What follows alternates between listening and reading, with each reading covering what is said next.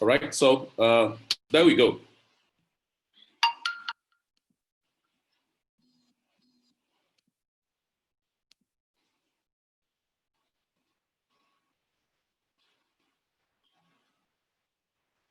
There we go. Sorry, can't stay move here. All right.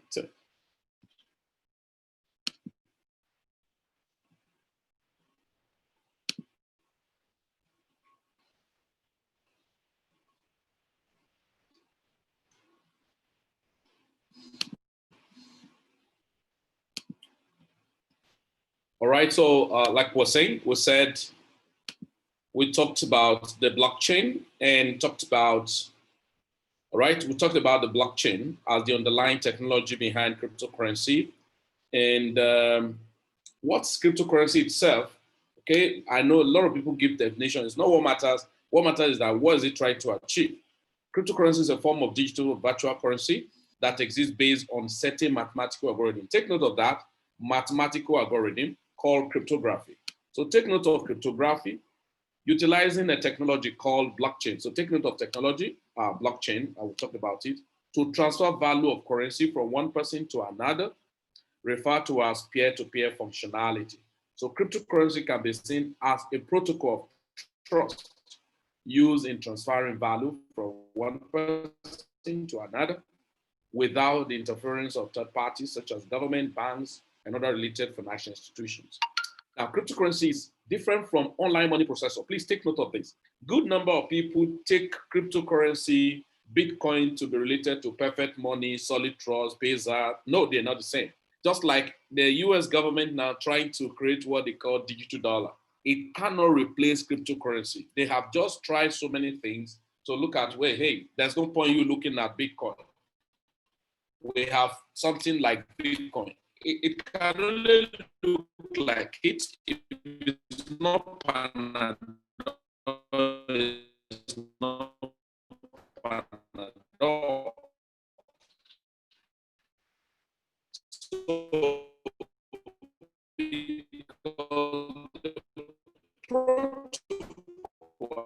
the procedure of creation are not going to be the same. Government will be the one to print digital dollar and make people believe that it's crypto, but it's not, because it does not follow the principle, which is the principle, which is the science called algorithm that will make it unduplicatable, that will make it unreplaceable, that will make it one and that one is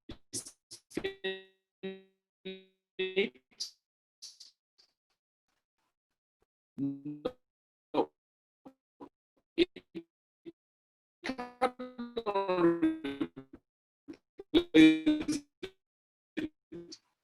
So if you have this basic, information videos, okay, and fix.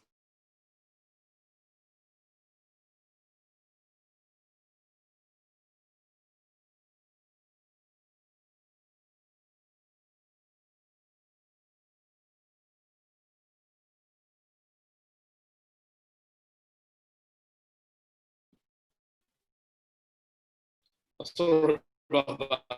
I think seriously raining here.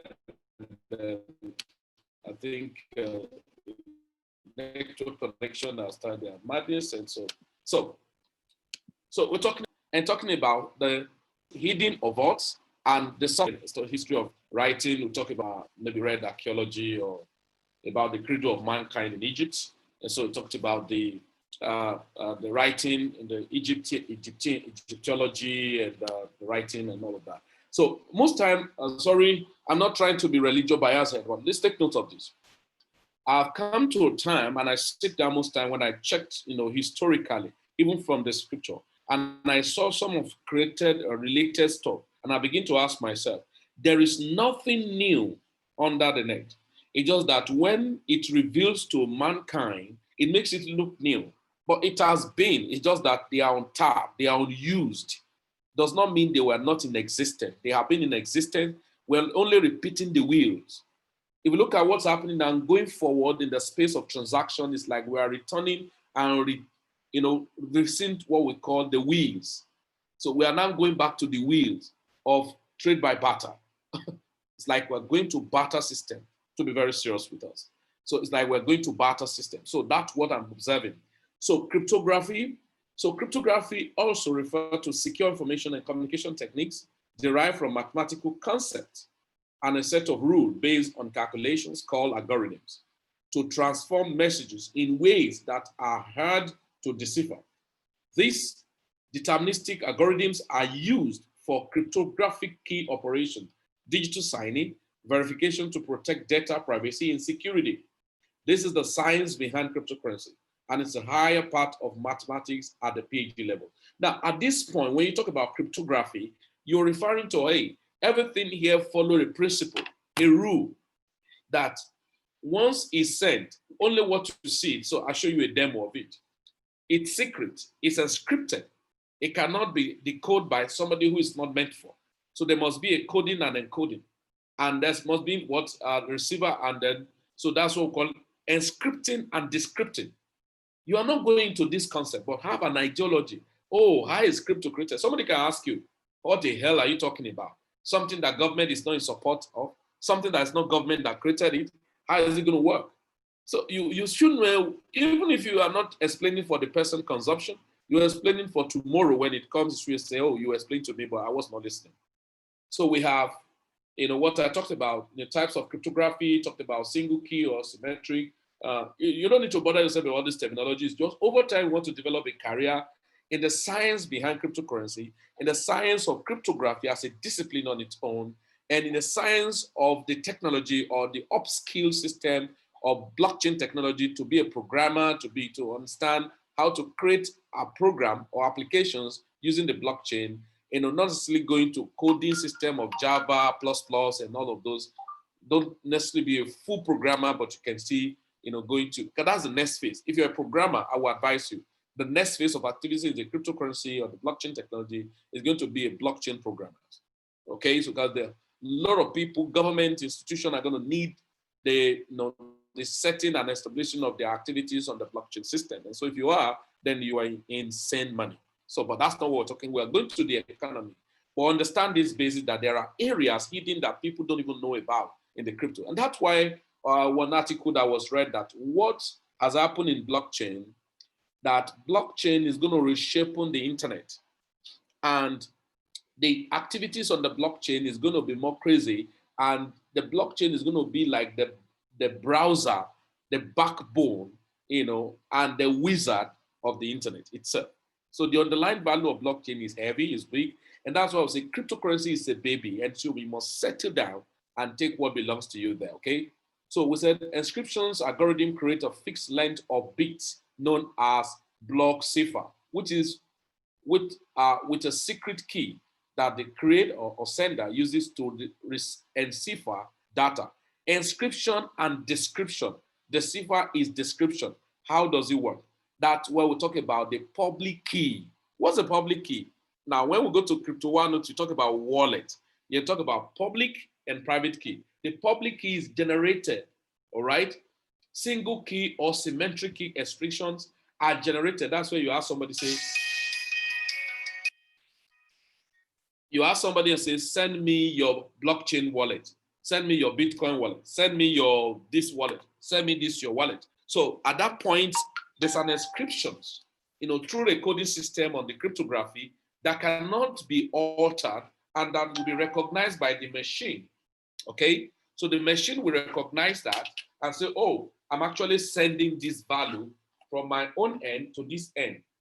Now, the medium through which you use in sending it is called the blockchain, which somebody will see the address, but may not be able to understand what you are sending until you get to that person. Okay, so it cannot alter it. So you can see it's a balanced equation. Where we are going in the blockchain industry is bigger than what you think. So we have symmetric, we have advanced encryption. So I'm not going to bother you about these terminologies, but just have an idea on, okay. So we said advanced, technology specifications established in November 2001 And Bitcoin was not created in 2001 by the National Institute of Standard and Technology as a federal information processing standard. To protect sensitive information, the standard is mandated by the US government and widely used in the private sector. So June 20, 2003, AES was approved by the US government for classified information. So it's royalty-free specifications implemented in softwares and hardware worldwide. Now listen, encryption and decryption is used. Some of you, when you are looking at, you want to log into a website. We'll talk about security.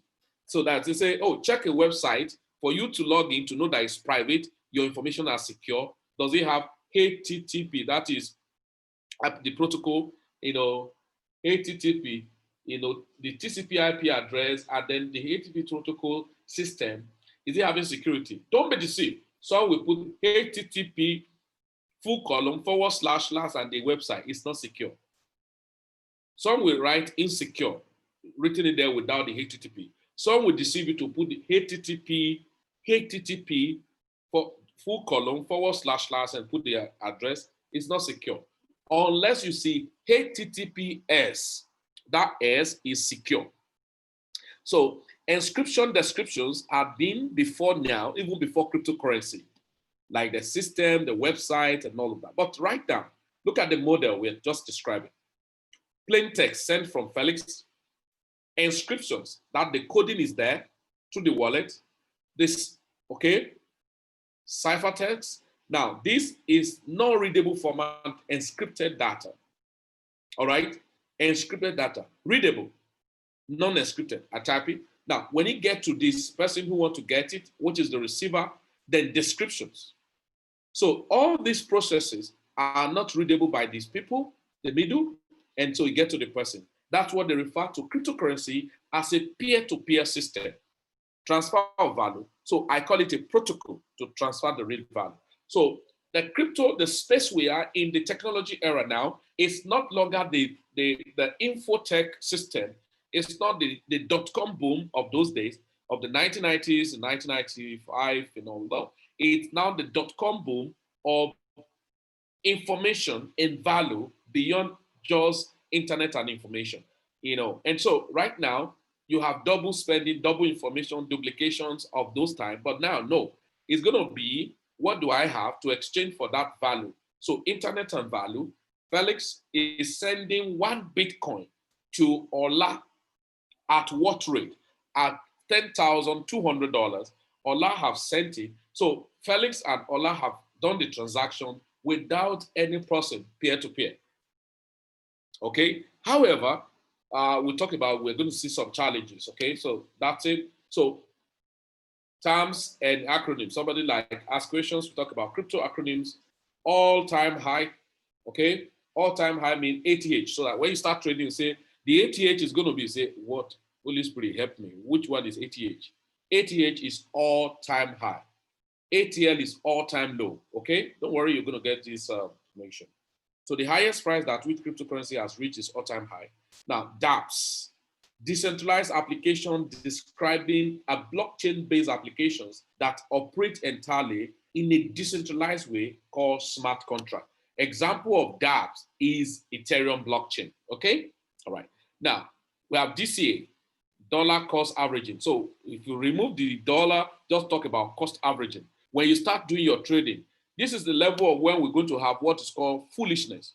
5 things are very fundamental to succeed in crypto, which I always say to everyone in my training is: number 1, patience. Number 2, dedication. Number 3, discipline. Number 4, foolishness. Number 5, trust. Now, if you look at this, cost averaging express your level of foolishness in the business. He said this is an investment technique used to reduce the impact of market volatility by spreading out buys and sells over an extended period of time. Now listen, how do we do that? Let me use credit as an example. Let me go back to credit so that will give you a very ample opportunity to understand more. And I just hope somebody is following and learning along the line. And so just settle down to learn. Very important. Okay. Terra.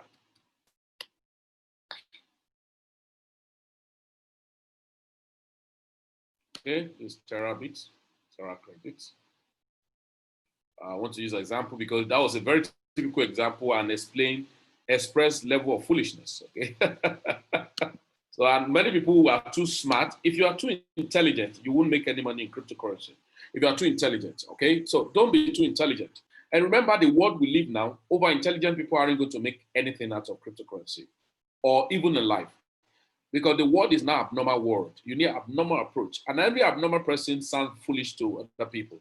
Now, if you're very conventional, your brain is attached to the normal principle theory that's propounded in 1818 that cannot cope the situation of life now. If those what you operate on, because some persons, what is affecting you, what does this man say? He said the ignorance of 24th century is not going to be people who cannot read and write. So that means you can have educated illiterate. I call them schooled illiterate, over schooled illiterate. Tell you now I'm a professor and what are you talking about? There's no basic concept explaining these terminologies and how can money exist out of government control. You think it will stay? No, so those are English. And so, but it doesn't work. It will affect, and many of them are angry that because they never believe those things will work, and that's why they are angry up to now. Most of them are angry because they cannot really understand how it works. And I remember what Buffett said, the worst regret I ever took was that I didn't need to buy into Bitcoin when they told me. And because he will have just bought little and allowed that money, if it's going to waste, let it be wasted. But right now, just imagine $20 on Bitcoin. $20 on Bitcoin. God forgive us. $20 on Bitcoin. So you can Google. I need to move first to go to Crypto One so that if we cannot do more detail, we must do our boot camp for you to experiment initiating of buying, selling, and all of that. So if you go to your Google and type June 2009 Bitcoin price. June 2009 Bitcoin price. I hope somebody will forgive himself for this because some of you have been online, you heard about it then, but you never did anything. And some of you, it's still going to be the same. The way you will screen now is the same way somebody may screen the next 10 years again. In 2009, June precisely, the month of June precisely 2009, price of one Bitcoin was 0.0001 US dollar. Guess what? $20 will buy you 200,000 Bitcoin. $20 will buy you 200,000. You can now see why Buffett say the worst regret he ever did was not to even buy into Bitcoin. Sorry, just a moment. Somebody's chatting.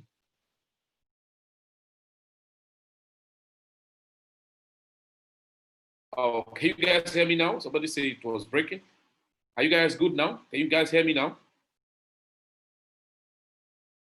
Please, if you can hear me, type yes on the chat box. Please, if you can hear me, type yes on the chat box. If you can hear me, just type yes on the chat box. So let me know. Type yes on the chat box. Let me know. Okay. Yeah, that means stable now, or that should be your end. Hezekiah, and that should be your end. So, okay, thank you. Now, $20. $20. Yes, you can hear you. Fantastic. So $20, all right, $20 divided by 0.0001. So everybody, can you see? 200,000 Bitcoin. So in 2009, you $200, with $20, you have 200,000 Bitcoin. That was 2009 June. Now, this amount of money that you should be able to foolishly throw in certain things, if it's going to fail, let it fail. Let me give you one ideology. It is better to lose by loss than to lose by miss. When you lose by loss, you learn. But when you lose by miss, you regret. Because you will say, oh my God, I wish. If I had known, what does this take me? After all, I used $20 to eat shewu and eat all of those things. I will have just keep it there. Let it be wasted. It doesn't really matter. And I tell people, crypto is not a perishable. Let it be there. Oh, is it up to the money I wasted on stock market? I wasted so much money. And but of course, overanalysis leads to paralysis because of our conventional knowledge. It's not allowed new thing to come in. Okay, so the ignorance, the read and write, are going to be people who do over-analysis that lead to paralysis because of their discipline. Yeah, well, I'm a first-class degree holder that can financially bless him and bless the generation. It's a first-class disgrace. What are you boasting of your first class with when you cannot impart your word, when you cannot affect your word? The only thing you have to offer is excuses. For me, for instance, forgive me, I don't know if that government are doing well or they are not doing well. I want democratic government, and that's why I love cryptocurrency. It's a democratic money. I told you, Robert said they're free money, God's money, which is gold. Because God created gold, and many people don't still understand gold. Then, second money, government money, which is fake money, that is printed paper money, imposed to people by government to make them believe that this is it, because the authority of government are still on it. If not, who told you it was a money? It was not there before.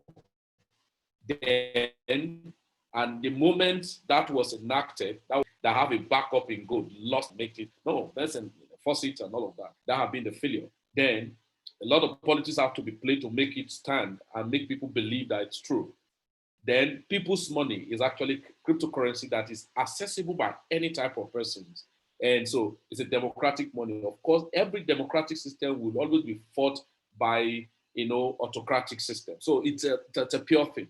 There's no democratic government. I tell people there's no democratic government anywhere. We have autocratic because everybody is a subject to government, especially in the African setting.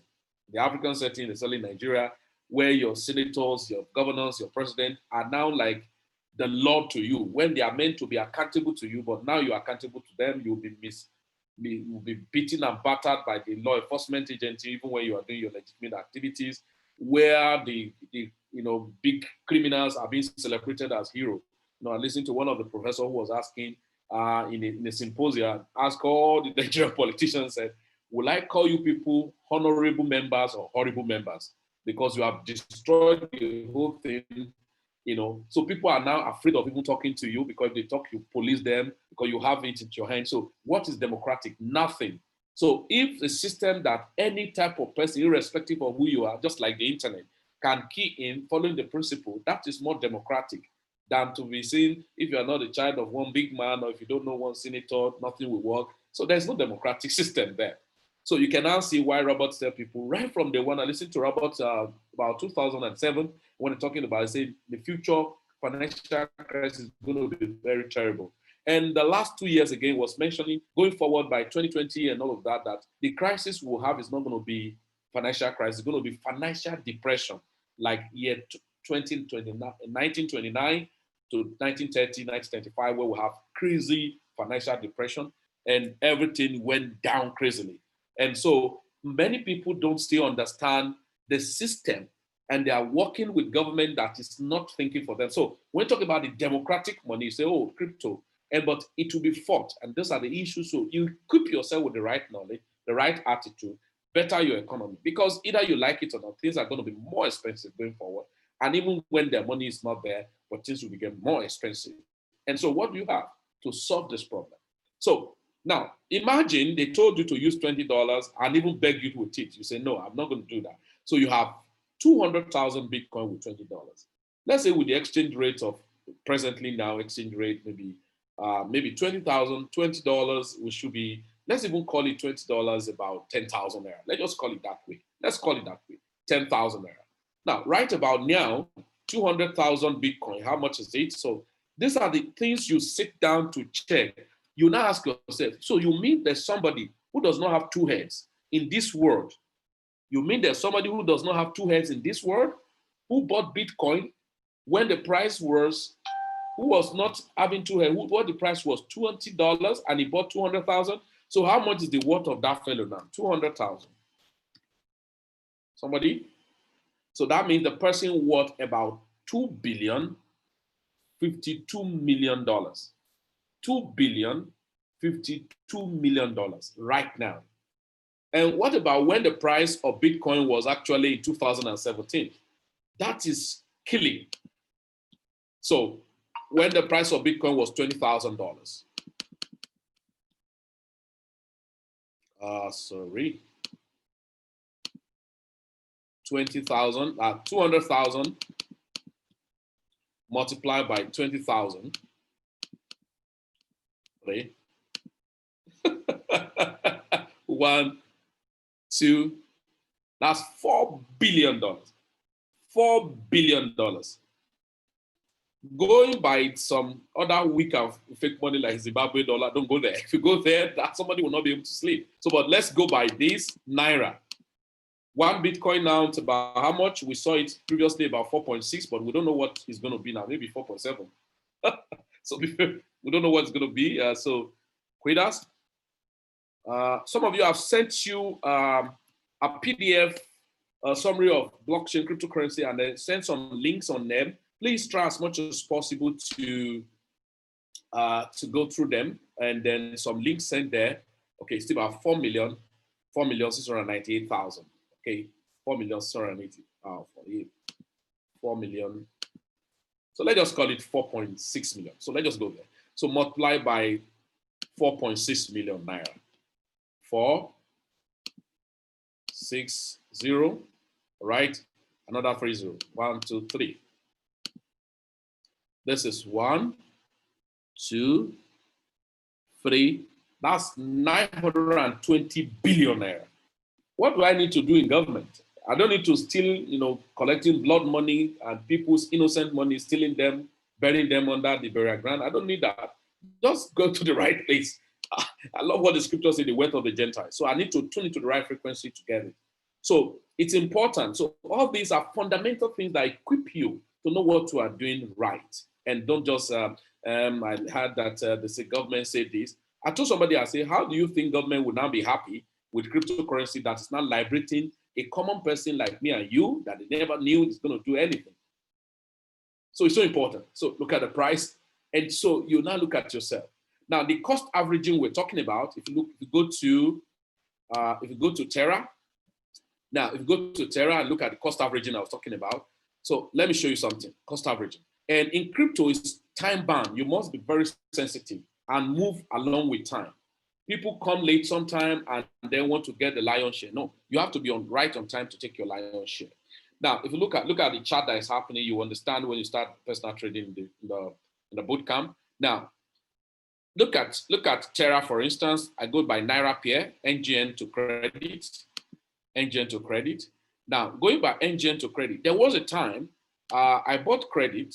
Okay, when some people were coming in to buy credit, was about 0.0045.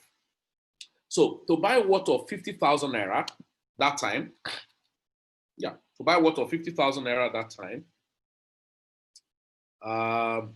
50,000 Naira. The market is bullishing, so don't worry. Yeah, 4 or 5.2, 5.2. Okay, 5.2. So to buy worth of 50,000 Naira at that rate,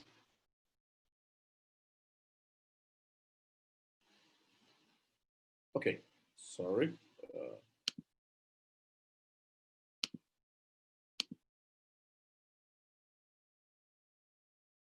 Okay. So to buy worth of 50,000 Naira, the person was going to have just about good. That's about how many million? 9,615,800 and something. That was it.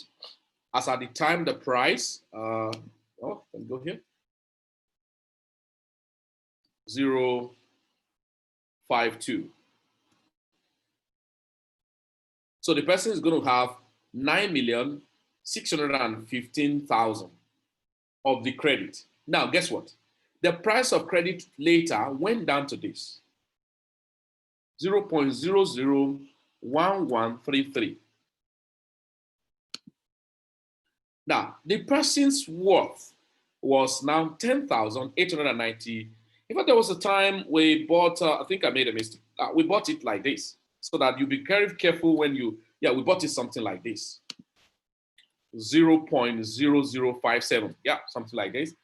Worth of 5,000 Naira, 50,000 Naira. It's about 8 point something million. Then the price went down to at this price, 0.001133.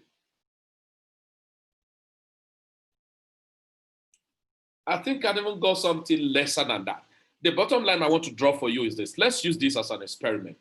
Now, the person who came out with 50,000 there and he bought an asset in crypto of 8 point something million. You know, he's excited that 8 point something million volume of that thing he bought. That's not a big deal. Now, he spent 50,000 naira to buy that 8 point something million. Now, because it's a project and he invested it on some percentages every hour. Now, be that as it may, is any that percentage. Now,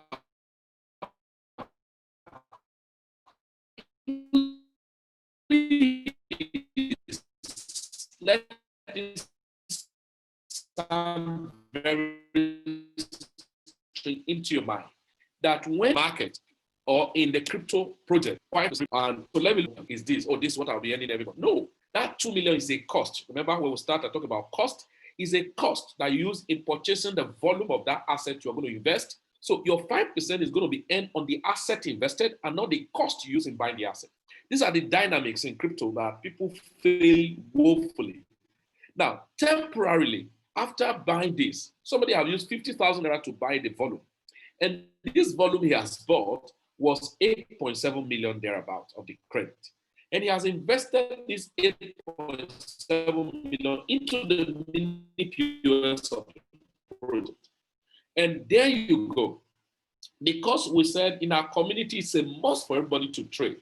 So even if I invest in a project, I still take advantage of trading that project.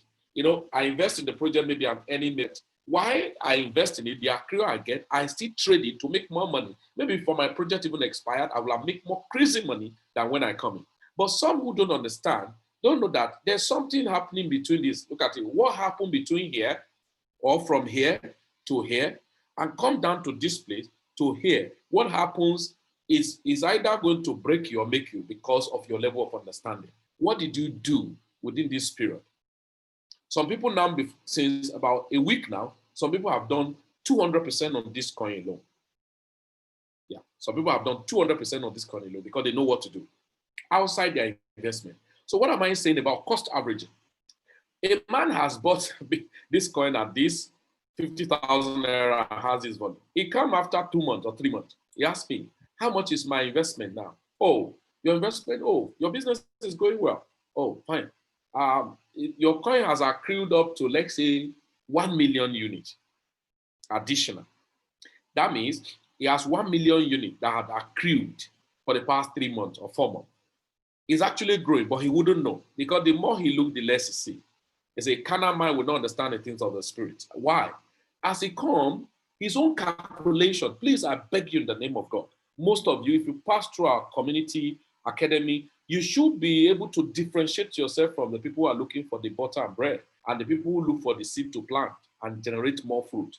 Because for him, to a layman, and the conventional understanding is that he has invested 50,000 naira. And for that, if he was growing after 3 months or 4 months, if he was actually growing, he should have earned, okay, calculate 50,000 naira, calculate, let's say 7% of 50,000 naira. 7% of 50,000 naira, let's calculate it and say 7%, let's get it this way. So please, this is very, very essential. It's very, very important for you to learn. These are fundamental and basic that you must get acquainted with, okay? So 50,000 naira, he is calculating 8% of 50,000 naira because they said he's going to earn at least 80% to 100% in a year of the coin. Now, if there's that, if you look at 80%, if you say 80% divided by 12, that's about 6%. So let's take it down to say, they say he's going to earn 5% every month. So he's going to say, okay, if I'm going to earn 5% every month, my 50,000 multiplied by 0.05 So I should be able to earn 2,500 naira every month. So the thing has stayed for 4 months. Now he should have had additional 10,000 naira. That's his own calculation. And 10,000 naira that have definitely make the money to be 60,000 naira. So he's calculating that in a year, he should be able to do give and take above. So he's 50,000. He may even more be motivated. It's okay. If I put 50,000, I can be earning 2,500 naira every month. What if I make the money to be 500,000? He will say, yeah, if I put it to be 500,000, he say, I better put it up to 500,000. I just get the critical thing here. So it's not the amount you invest in crypto, it's on the project you invest into. So 0.05. So that's about 25,000 naira. So you say, okay, in a month, 25,000 naira. So 25,000 naira in a month, so times 4 months. So I should be able to earn 100,000 in 4 months. So he has calculated 10,000 naira has accrued. He comes down and he say, how is my project? You say, your project is going well. Now, how much is my money now? He said, oh, your money. It's going well. Okay, how much have I earned? He said, oh, you have been earning your 5%. So he's going to take his calculator and say, okay, he has, let's check. The total volume, as at the price was already down, that same total volume is worth 9,000 naira. That means that is 50,000 naira money. The worth of that asset now has come down to 50,000 to 9,000 naira. Now, the volume he has earned, the additional volume he has earned, that should be give and take. So if you add 1 million to this, so let's take off this. There's 9,938 naira. So what of the 1 million? So 1 million accrual. So 1 million accrual is 1,133 naira, the worth. Now he comes and says, whoa, you have accrued 1 million units of the coin. Oh, he said, that's good, 5% every month. Say, that's quite okay. He says, so now the coin has done 1 million units.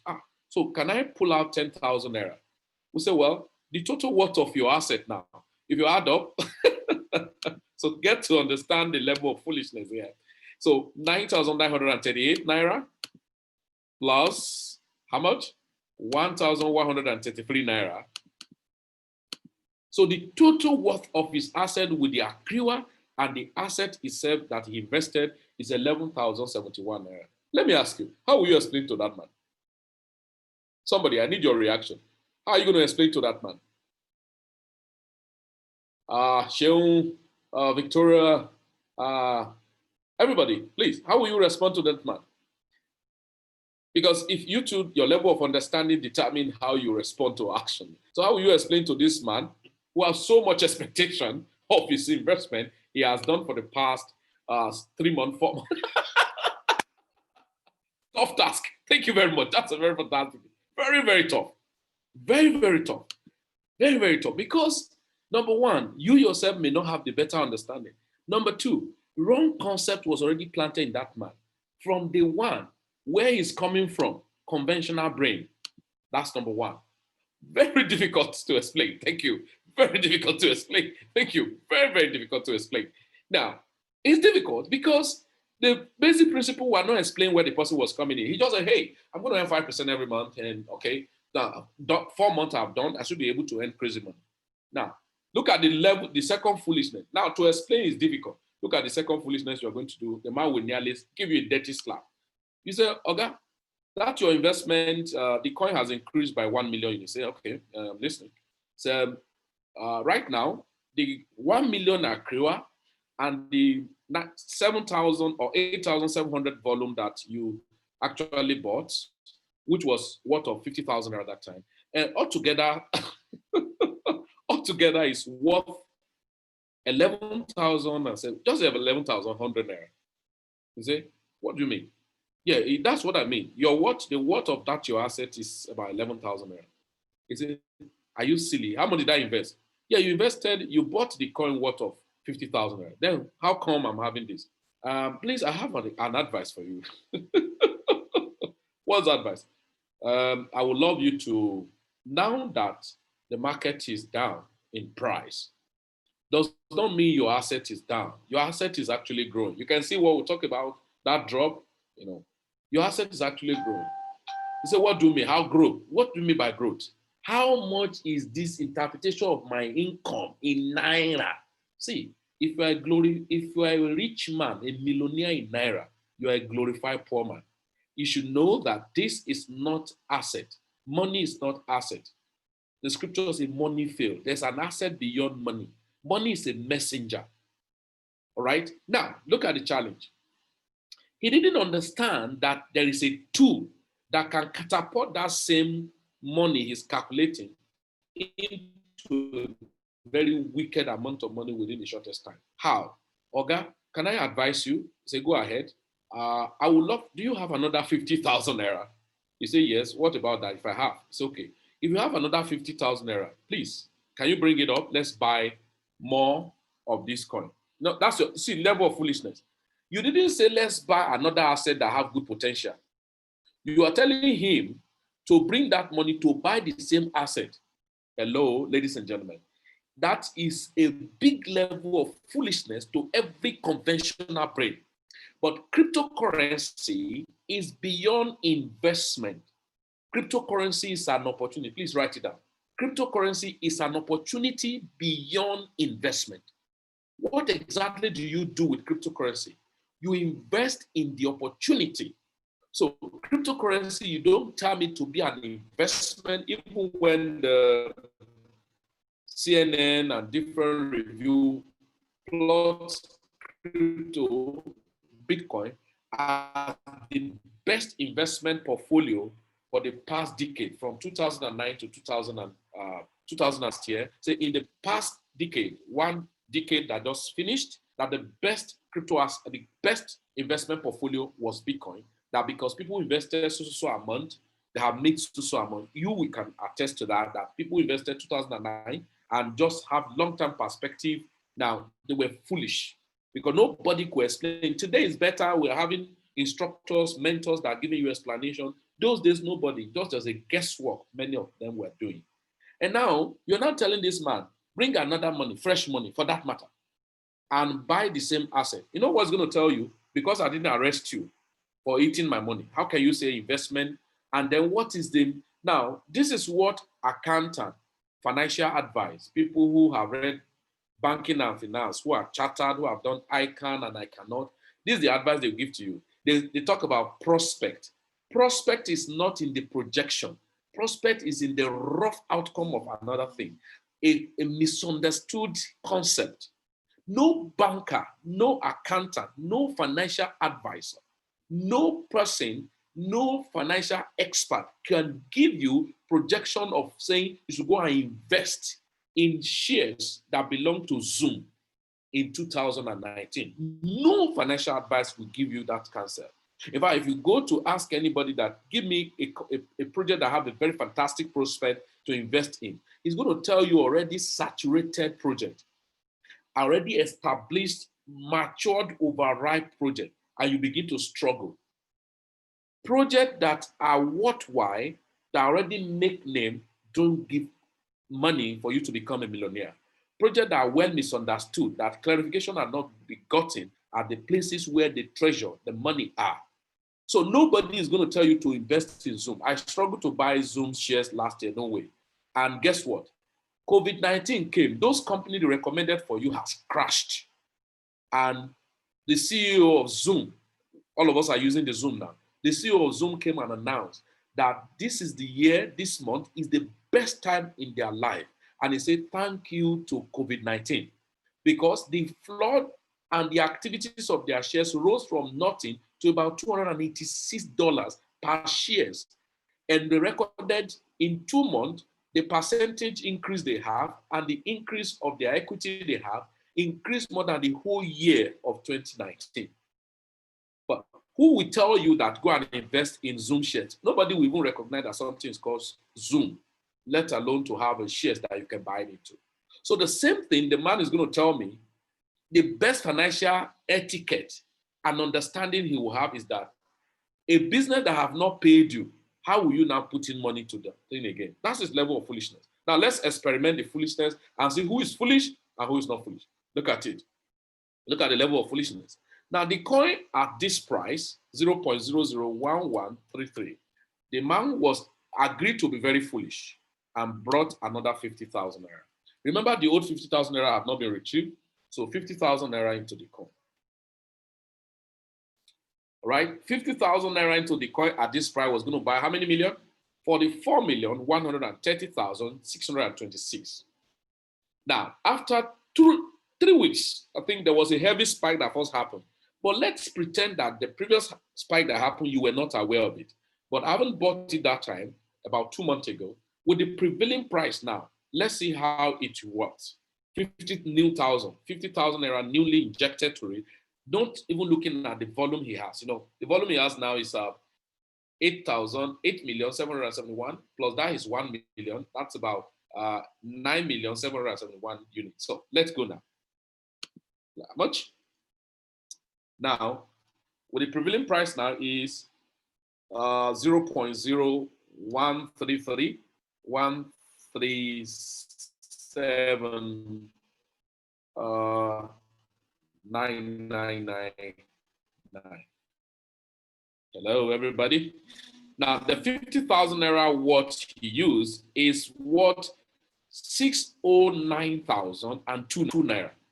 Now, take away 50,000, the fresh 50,000, the old 50,000 naira, making 100,000. Okay, pull out 200,000. That means the first 50,000 to be 100,000, 100%.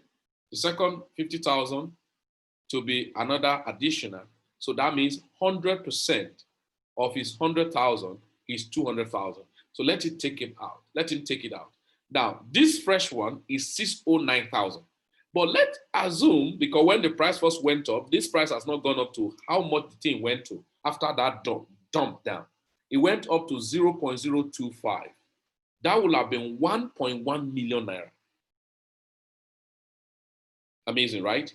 That would have been 1.1 million naira when that price went up, and he used another 50,000 naira to buy the coin. That's 1.1 million naira. Now let's check the volume he has. Let's pretend that the total volume he still have with the accrual and all of that, as at that time again, was just how much? Let's say 9 million. Let's just say it's about 10 million units with the accrual, new accrual.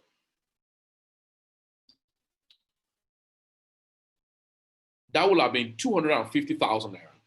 Now, cost averaging is being foolish when the opportunity presents itself. You take fresh money, and that's what we call, when you start your trading, we call it laddering. The more it drops, you take advantage of it, either from fresh money or another project that have paid you profit, you buy more. So we say buy every dip and sell every spike. These are not taught in the university. You cannot download this online. These are specific, arrangement or pattern of individual that you can borrow and equip your own sentiment. So, but these are places where people feel that crypto is not an investment, it's an opportunity that you invest into. Have you seen now? So the foolishness now, you now don't. So you now see the wisdom of Artofed is now taught of foolishness, and that's your own foolishness now. Sorry, many of you, forgive me, if you're from other parts of the religion, but this is my teaching. I teach in my crypto because I saw more relevancies of the ideology, strategy, pattern from the scripture.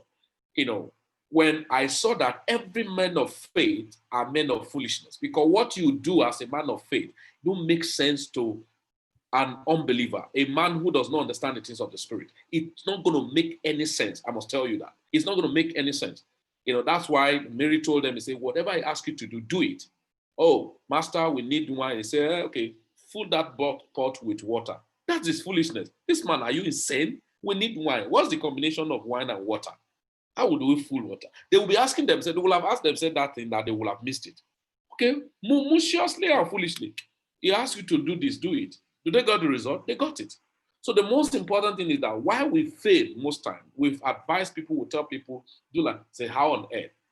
sorry, forgive me. I told somebody, I said, we have failed woefully most time because we have attributed so much respect to someone's feelings. Most things people wrote in the book because he's a professor, because he has gone to this Harvard University, he have learned all of this, and he begin to write things based on his feeling. He has done humanitarian, what we call behavioral survey. He has done some experiment, and he now writing, these are these. Did he know what will happen in the next 10 years? In the next 20 years? In the next 30 years? That thing that was propounded in the last 40 years, does it still hold water up to now? The same thing, strategy pattern that the military are using to combat, crazy, issues, security problem, and all of that. Is it the same tactics they use for those banditries and all of those crises that are happening now? No. So you must always update and know that knowledge always being updated. That's why when a concept is misunderstood, it's because it's just starting as a baby. It's an incubating period. And most of us, and I tell people in the area of minute to what you still need to know. But if you think what to know is bigger than what you need to know, you are dying. That's the same thing that's happening in cryptocurrency, and people come, they look at other things. So you can see the foolishness now. That's why I would say 5 things are very fundamental. Let it stick to your brain. Patient.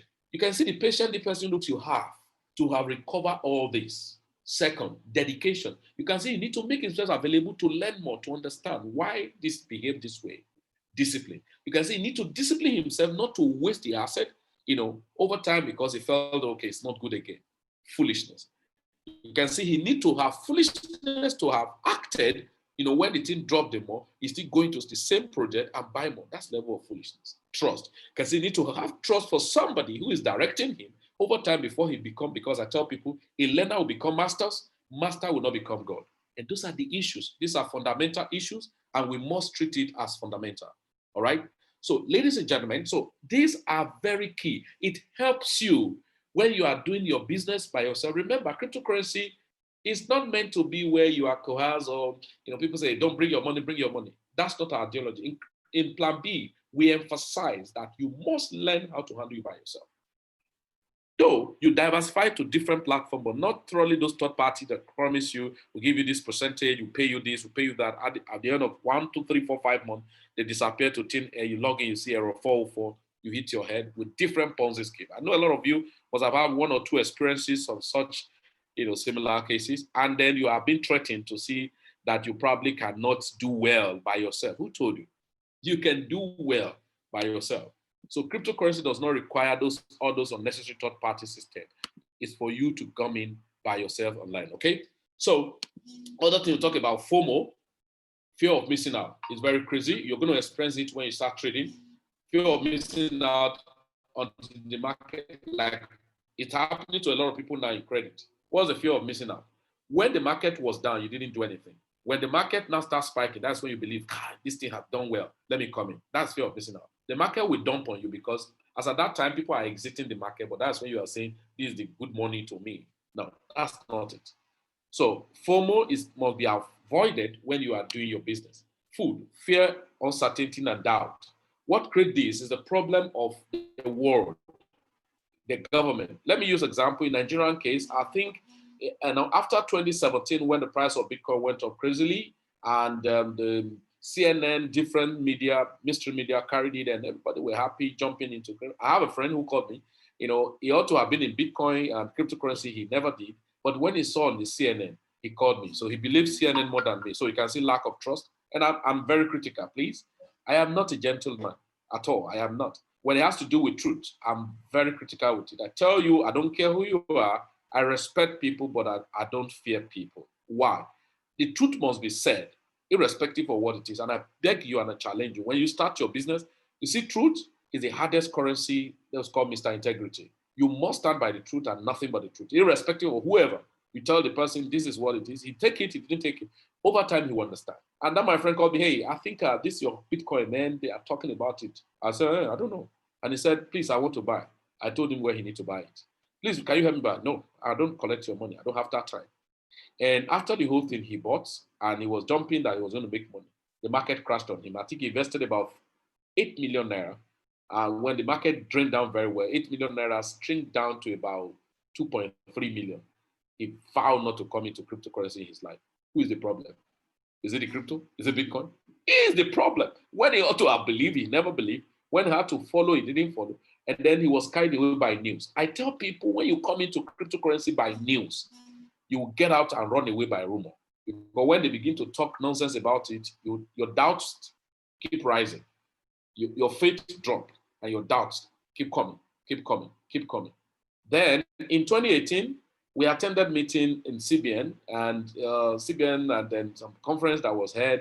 They were talking. And shortly after that time, there was a memo by the CBN to different commercial banks. And there was a memo from the NBC, Nigerian Broadcasting Corporation, or Commission, or what do they call them? I don't know. And they sent a memo to all the broadcasting houses, the radio houses and television houses and all that. Nobody should talk about blockchain. Anything B, don't talk about it. B, anything B, C. That's Bitcoin, blockchain, cryptocurrency. If you talk about it, you are fine. So you go to radio house to enlighten people about cryptocurrency. Say, I'm sorry, we have a regulation not to talk about Bitcoin. You go here, no, please.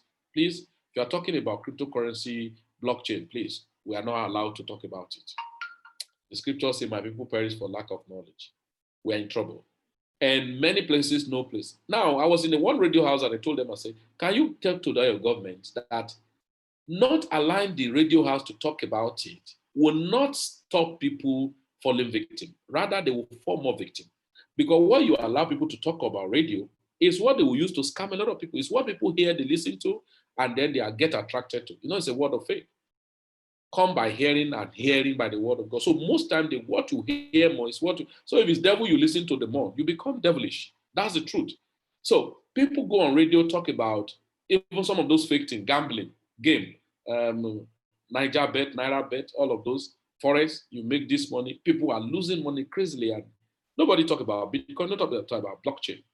And I'm just telling you now, so experience, you understand. And I was in a meeting again, and I asked the deputy governor on banking and operation, Mr. Jim or somebody, and he said, sir, why is it that you guys are just like this? Anyway, that's not my headache. My pain is that it disallows innocent people not to take advantage of this. And I know the time will come, the main stakeholders, government themselves, institutions will now come into crypto. The people who have leverage on it and rise their economic standard will lose it because they won't have fund to come in that time. Maybe when Bitcoin is $500,000 or $1 million, those that have enough fund, they can still come into it. But a man who ought to have taken advantage, just imagine now somebody who God help, open his eye of understanding and give him better light in 2009. And he has used $20 to buy volume of Bitcoin. God has helped him because he was foolish enough. And now you are not allowing us to enlighten people. If something is complex, if something is giving problem, what are you supposed to do? Are you not supposed to create a forum for enlightenment, orientation, information for people to be more aware about these things? So why are you doing this? This is pure wickedness. And the man told me, hey, Felix, I know one thing, Bitcoin cannot be stopped. I know about blockchain, I know about cryptocurrency. Yeah, Bitcoin may not necessarily replace the bank, but I know it's going to affect a lot of things. But we have heard about Bitcoin, we heard about blockchain, and I know much about it. And I asked him, do you have Bitcoin? So of course I do. And I said, but listen, why is it that you guys cannot advise? Now look at the reply. He said, I'm under an assignment. That is a messenger.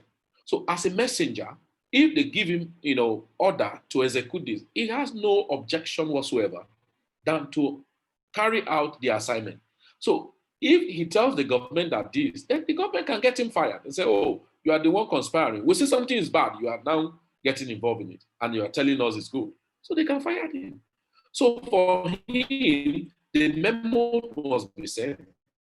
The message must be sent, and everybody will get it. Now, it all depends on how you receive it and treat it. For me, Bitcoin, it's a mockery. It's a mockery. When people are mocking you, God is making you, right? And he said, Mr. Bitcoin, do you see the memo I just received from Union Bank of all people? not even. I say, what is the memo? He say, I'm forwarding to you. Read it. Maybe your brain can work well now. Just imagine. I said, okay. When he sent it, I just said memo. And they didn't even put it in a harsh way. No. They said, please be cautious. Don't trade in Bitcoin because it's a volatile currency and it's not a regulated currency, because if you have problem with it, government cannot help you. It's not a government thing, and you are at your own risk trading in Bitcoin. So take your risk by yourself. So they just explain those things. To me, it's the same thing they always say. How? Maybe some of us, we don't explain. I take note of every bit of things anywhere I go to. If you go to the bank, if you like, bring 20 billion naira into the bank. When you want to park your car, by the fence where you face to park car, at the wall, they always write one thing. That thing is a legal information. Car park at owner's risk. What they mean is, irrespective of the billion you are bringing to our bank, we don't have insurance over your car. We are not going to watch it. Even though we have security, our security are there. Our security were not positioned to watch over your car. If your car got stolen, you can't sue us because we have showed you. You are absolutely responsible for your car. So come in now and deposit your money. Meanwhile, you are inside the hall. Then they say, now put CCTV in your eye and be watching your car. But do you know one thing? It's a mind, it's a brain thing. You still now, because you are very intelligent. Aren't you intelligent? Intelligently, you still park your car there when you already know that the bank have won the case against you already. Should there be anything that go wrong with your car? Even they say they planted their CCTV and all of that. As you park the car, they say at owner's risk. Then you say, yeah. In fact, you don't even read it. Even when you read it, it doesn't sink to your brain. You just park. What sinks to your brain that, let me just deposit my money. And you go and deposit the money. And lo and behold, if you come out and your car is stolen, but you still park. Now, if you are very intelligent, you should have driven that car back to your house where you are in charge of, where you have your gate man, your security, that whatever you believe that. I believe it's God that protects. But your security that you have to watch around and see whatever that's going on. So you should pack it to your house where you are absolutely responsible. But as intelligent as you are, you didn't drive home to park the car and trek to the bank where you will not park the car at your risk in the bank. You still park the car there. You should have driven home. Go park the car at home, trek to the bank, and do the deposit. So I now told the man, I said, hey, Mr. Man, what I know or difference to go to car park and park there is the same thing. My money at my own risk. So where is their headache? There's no problem. Now I'm just using a series of things, maybe problem. Now, after I look, I just smile.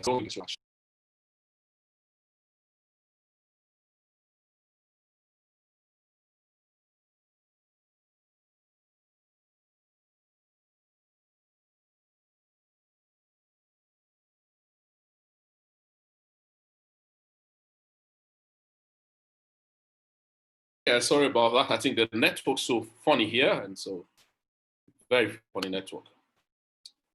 Okay.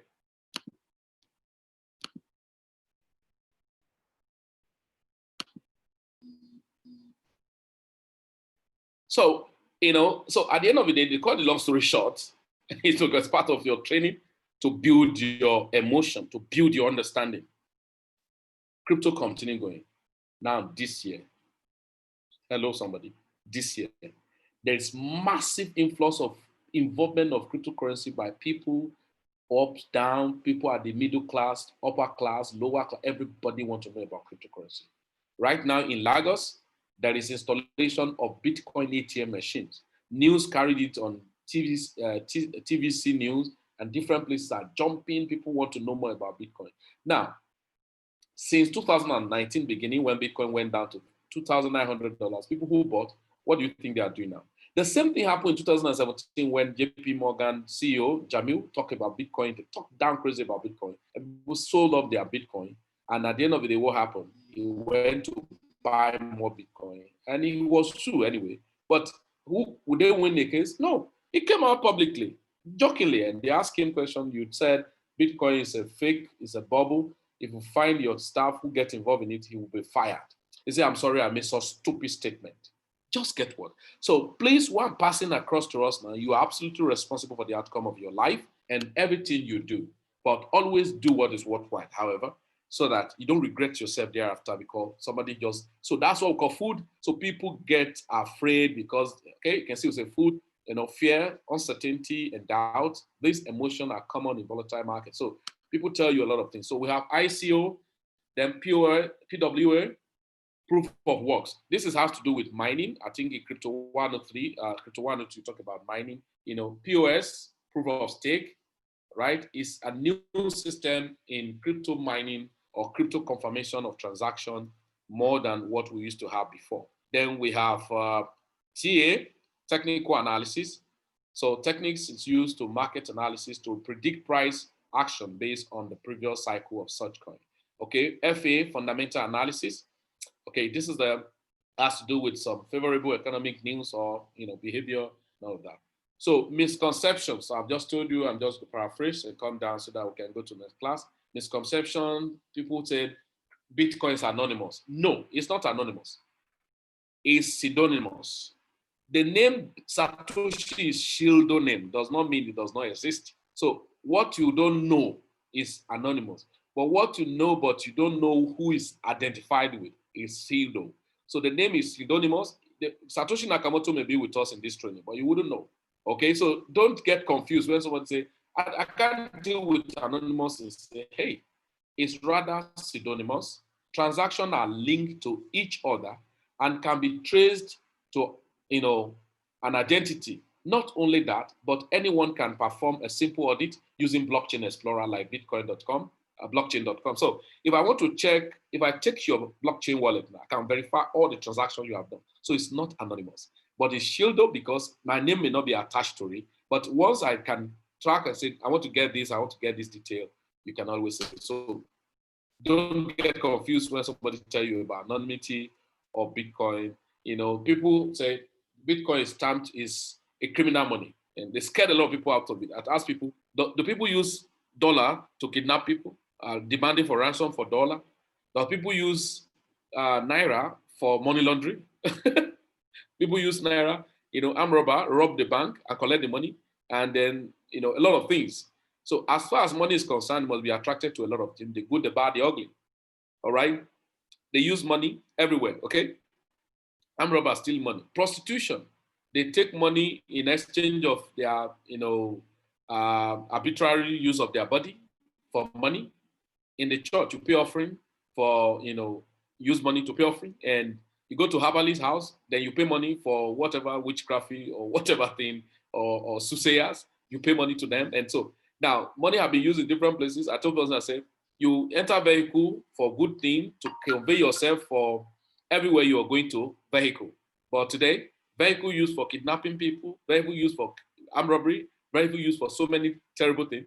So with government now ban vehicle because they have used vehicle to do all of those things. So it's just a flimsy talk that people talk those nonsense to you, And as somebody has said, ammunitions about gun. Banditry are using gun to do crazy things to kill people, but does not stop army not to use gun because it's part of the things for security. And so those are the things, common things that people just come crazy things up and all that. Yeah, I agree. People use cryptocurrency for Ponzi and pyramid system today, a lot. But do they use Naira? Yes, of course. Dollar, all of those things. But a lot are happening now, especially in the aspect of smart contract. People pose this thing to you. So we may talk about smart contract, in our boot camp. So for you to understand and not to get yourself confused. So, so there are so many things that are misconceptions. Now, I've told you guys, I've just said it all, that one of the biggest problem in the space of cryptocurrency is wrong advisors. People who don't know anything about cryptocurrency, about Bitcoin, want to advise you.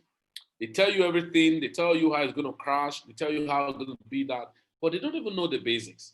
So you that have learned the basics will be able to differentiate between those nasty things people are saying to the reality. Okay? So it makes sense. So this is fundamental. So next we're going to go to wallets. Next, we're going to go to wallets.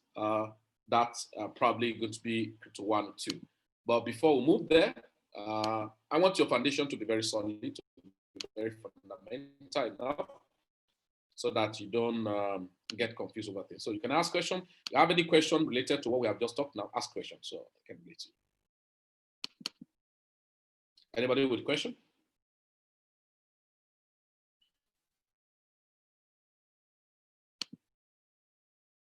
Yes, yes, yes, I'm waiting. Any question? Have a question?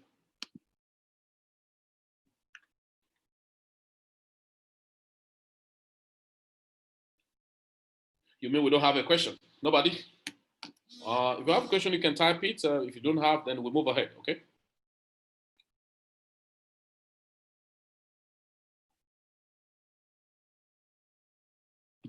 Okay, so very fast, just wrap up with this. So probably we may just have a boot camp by 12. And so I'm going to wrap up with this. So you're going to get some of those materials, okay? And other things that you need to know basics. So we're going to do boot camp instead of handling Crypto 103 independent. Don't worry, you're going to learn more, okay? So I love people to learn, okay? So that you can decide, you make sound decision when you have to do a business, okay? So, but we're talking about Crypto 102 is actually blockchain, advanced blockchain and wallet security, okay? So that talk about the process of producing Bitcoin. You have understood the underlying technology of Bitcoin, which is the blockchain. And you've understood the science. The science has to do with the creation of Bitcoin and other cryptocurrencies. So when we talk about creation of Bitcoin, it's not related to when you said the bank is minting money. So the process of minting Bitcoin is referred to as what we call Bitcoin mining. So Bitcoin mining is a process of earning Bitcoin in exchange for running the verification to validate Bitcoin transactions. So this transaction provides security for the Bitcoin network, which is in turn compensate miners by giving them Bitcoins. So miner can profit if the price of Bitcoin exceeds the cost of mining. So in simple term, mining means the process of creating a new coin and the process of confirming the transfer of one person to another in a blockchain. So why you see sometimes said, I'll send a Bitcoin. Say, yes, I'm waiting for confirmation. That confirmation is done by automatic setup of machines, all right? Automatic setup of machines. But somebody set up that machine. So that person that set up that machine is called a miner. And so if you confirm the transaction before, out of the millions of people in the network connections, then is the one being rewarded of the transactional fee. And that's what we call mining fee. Then the production follow the process, right? You can check here. Oh, let's go here because we need to go very fast right here.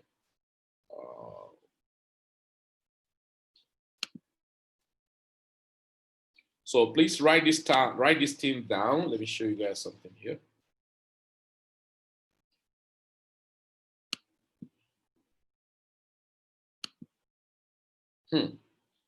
Guys, can you see what Bitcoin is doing? It's now 4.7 million. This is crazy, you know. Okay, so now this is what you do. Write this down, block half.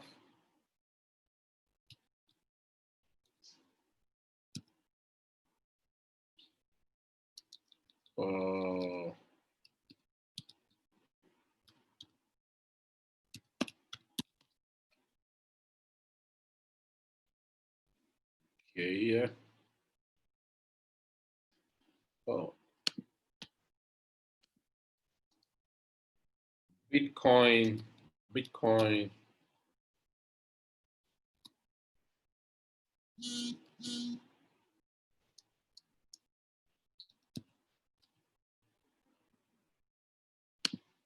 I want you to write this link down as part of the thing over time. You have to read more to learn more about it. Here.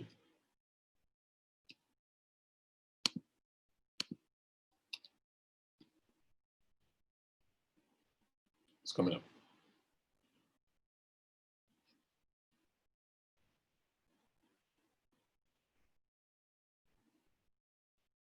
So write this link down, www.bitcoinblockhalf.com. www.bitcoinblock. So write it, www.bitcoinblockhalf, HAALF.com. Write it down, okay?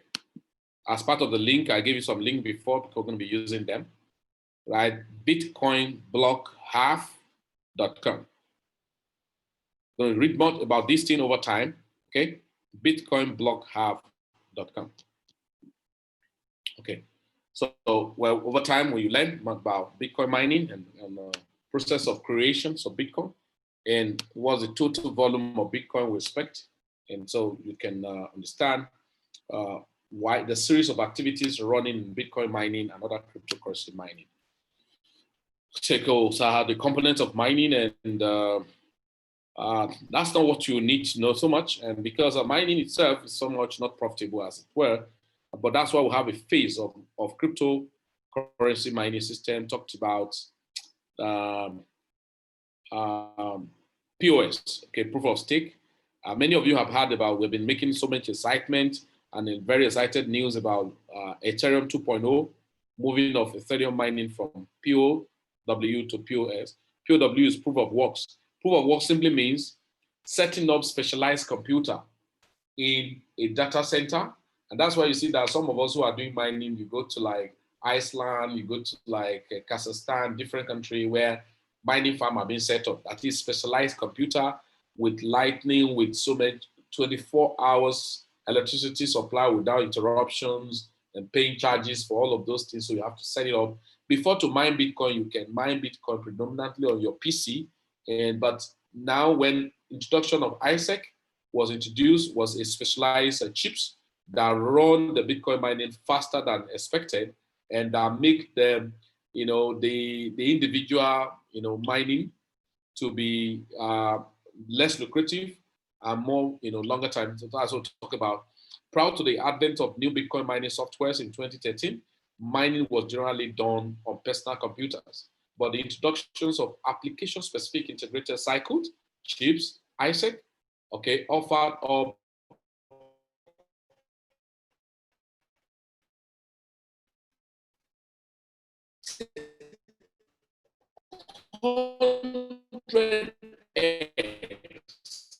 that is times 100 times the capability of older personal machines is inefficient and obsolete. So people buy to mine Bitcoin. So because the competition is now high with now, just like you talked about the work you do manually, you're now having robotic systems and with less cost, as it is. So, but right now we're now having in the POS system, we're now having what is called staking and masternode. Okay, we have staking and masternode. What exactly is staking? We say staking is a process of holding funds in a cryptocurrency wallet to support the operations of a blockchain network. Essentially, it consists of locking cryptocurrencies to receive reward. And so what's happening in cryptocurrency now?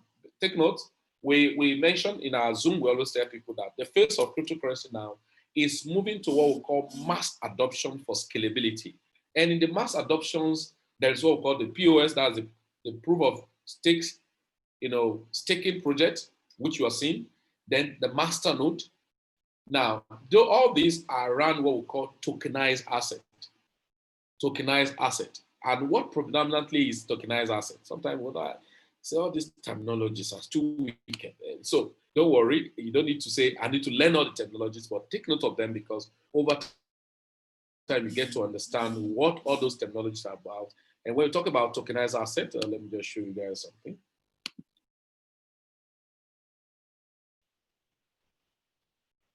Okay.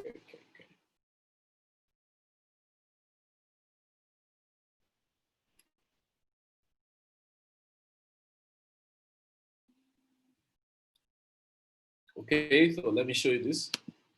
So tokenization, look at what it said. The tokenization of assets is disrupting the financial industry. Okay? It's disrupting the financial industry. So we're talking about what is it all about? Say from part of building, the way we invest in assets could be about to fundamentally change with the arrival of tokenization.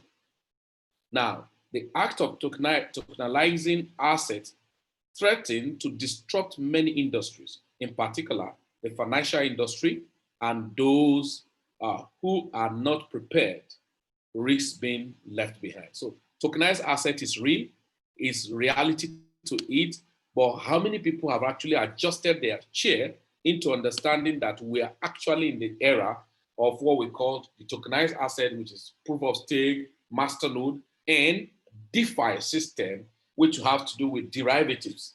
DeFi. DeFi is decentralized finance against centralized finance. CeFi, DeFi. Decentralized, centralized. Decentralized will allow me to be in charge. No, I will use tools to do all the financial procedure I need to do. But centralized, I need have to give all the responsibility, just like in the bank. So everything. So you are under their subject. Whatever they ask you to do is what you need to do. But decentralized is that I must not do bad thing, but I will do it by myself independently. If I want to wake up in the 3 a.m. midnight to convert money, to spend money, I shouldn't wait until when the bank is in session before I can do transactions. Make sense? So masternode on its own is defined as a governing hub in some cryptocurrency network. It requires an initial collateral of tokens or stake. To operate a node is defined as any computing device, computer phone. So today, you can see that we have some mobile masternode system where, just like example of POS like Terabit, Crypto.com, Celsius Network are example of POS. So you just buy, you keep the fund, and you're paid particular because you are part of the hedge fund that help for transactions. Why this help in maintaining not only transaction but the network system to be running consistently. So part of your money running, the cost of running the system is the masternode. So you are paid reward to it. So that's the dimension at which crypto. So it's a masternode is more than just a node. A masternode in cryptocurrency, also known as a bonded validator system, is a server that underpin a blockchain network. So they are responsible for enabling specific services, right? That miners under proof of work, that is POW, cannot accomplish. So masternode coins are cryptocurrency, okay, that implement masternode into their protocol. Okay, so very quickly, look at wallet. So please, everybody, write down this following. Write down this following. Right, CoinOmi. What's the spelling?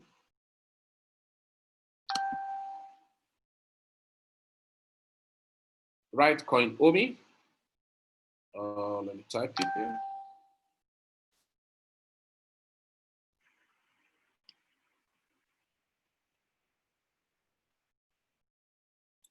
Okay, CoinOmi. Okay, so write this down. CoinOmi, coin and Omi. All right. So if you're Yoruba man, you say coin at Omi. So so CoinOmi. So write down CoinOmi. Right. Second, write Trust Wallet.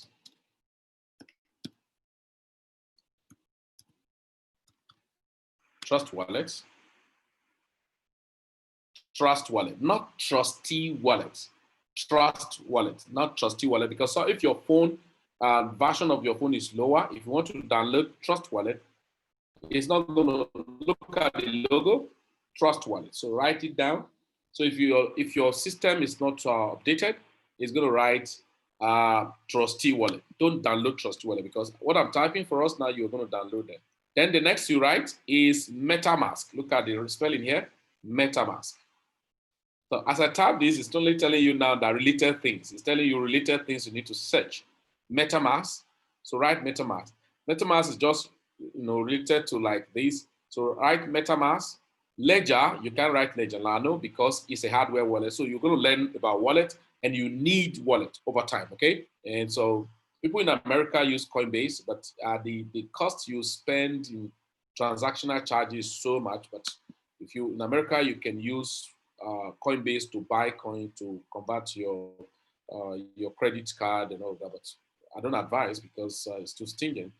There's Gemini. There is about 3 other stuff that you can use in America, and then using your card to withdraw to send in money. So they very smart, okay, very smart in what you're doing.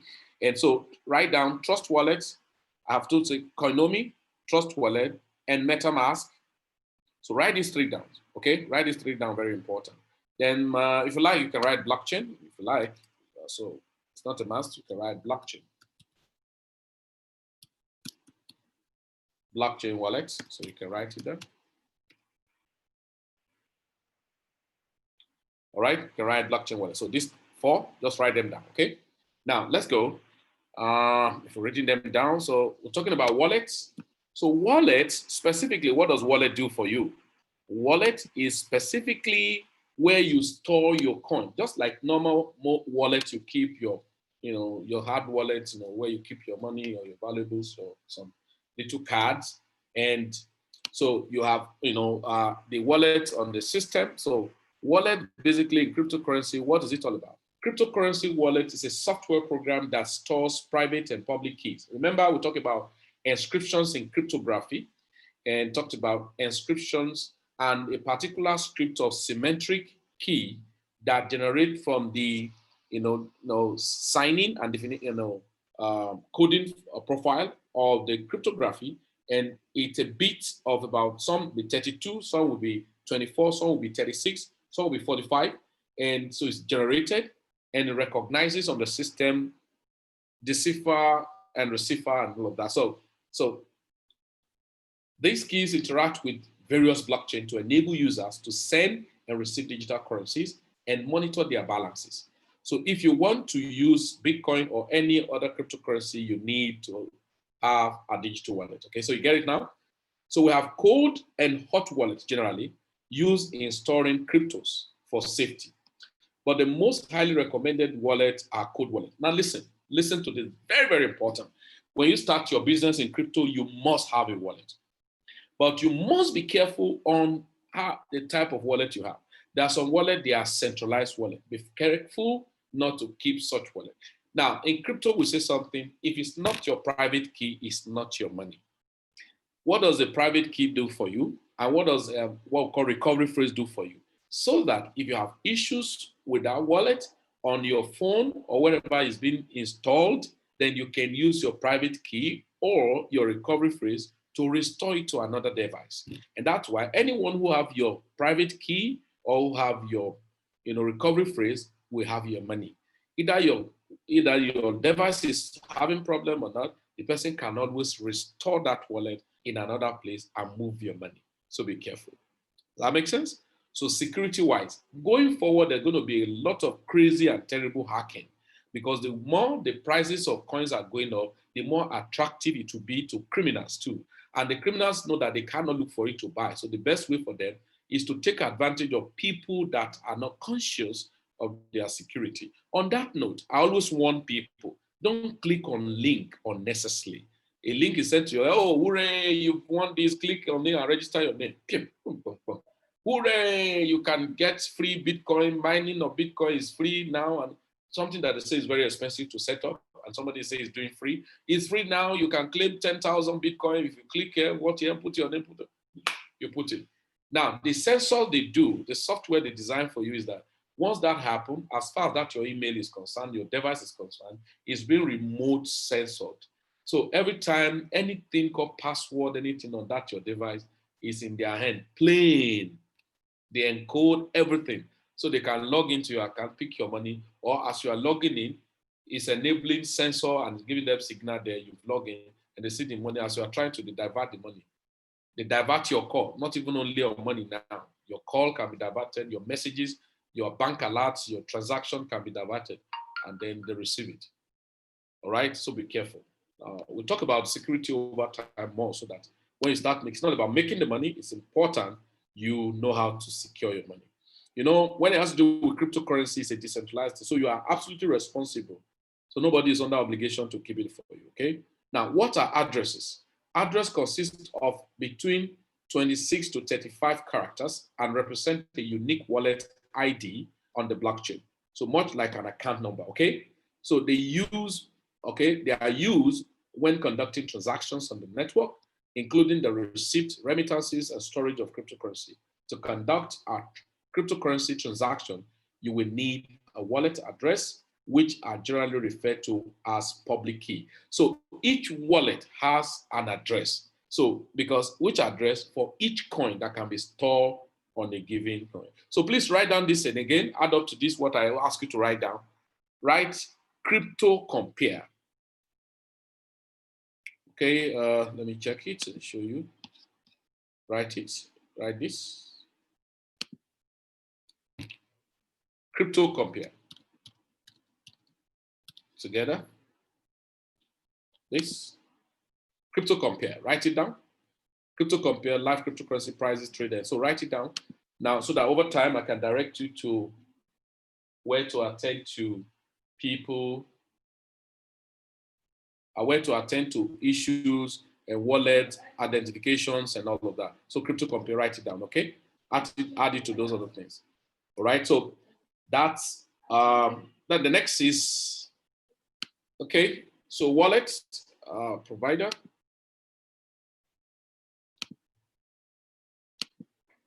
So addresses are on wallet. So types of wallet. I've told you the safest wallet is cold wallet. And we have one main cold wallet or two cold wallets. And every wallet on exchange, they are hot wallets. So types of wallet, we have hardware wallets. So hardware wallets are basically type of wallet. Look at it. These are type of wallets built specifically for building private keys and public addresses. These are examples of cold wallets.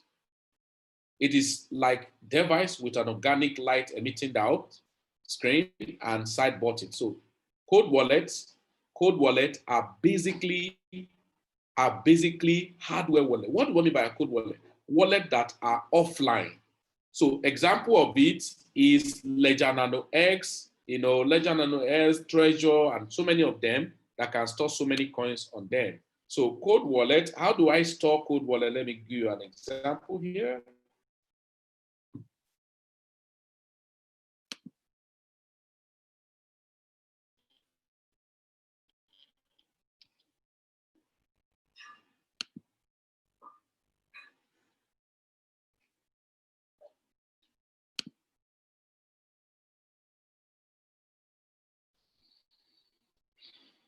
Okay. So just settle down patiently and watch this script about Code Wallet Ledger Nano S example.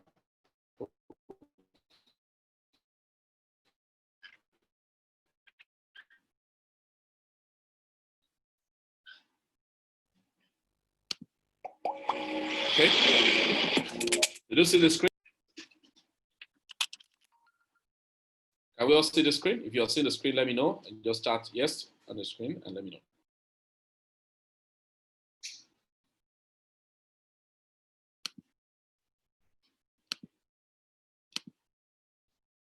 Okay, that makes sense. So what the clip? So over time, I know not everybody will have money to buy Ledger Nano now, but over time, when you start building your business, these are basics, are very important and highly recommended.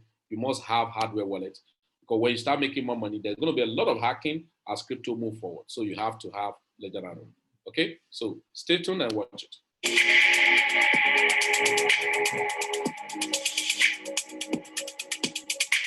Hey guys, welcome to another video episode of Coin Sutra. I'm your host Harsh Agarwal.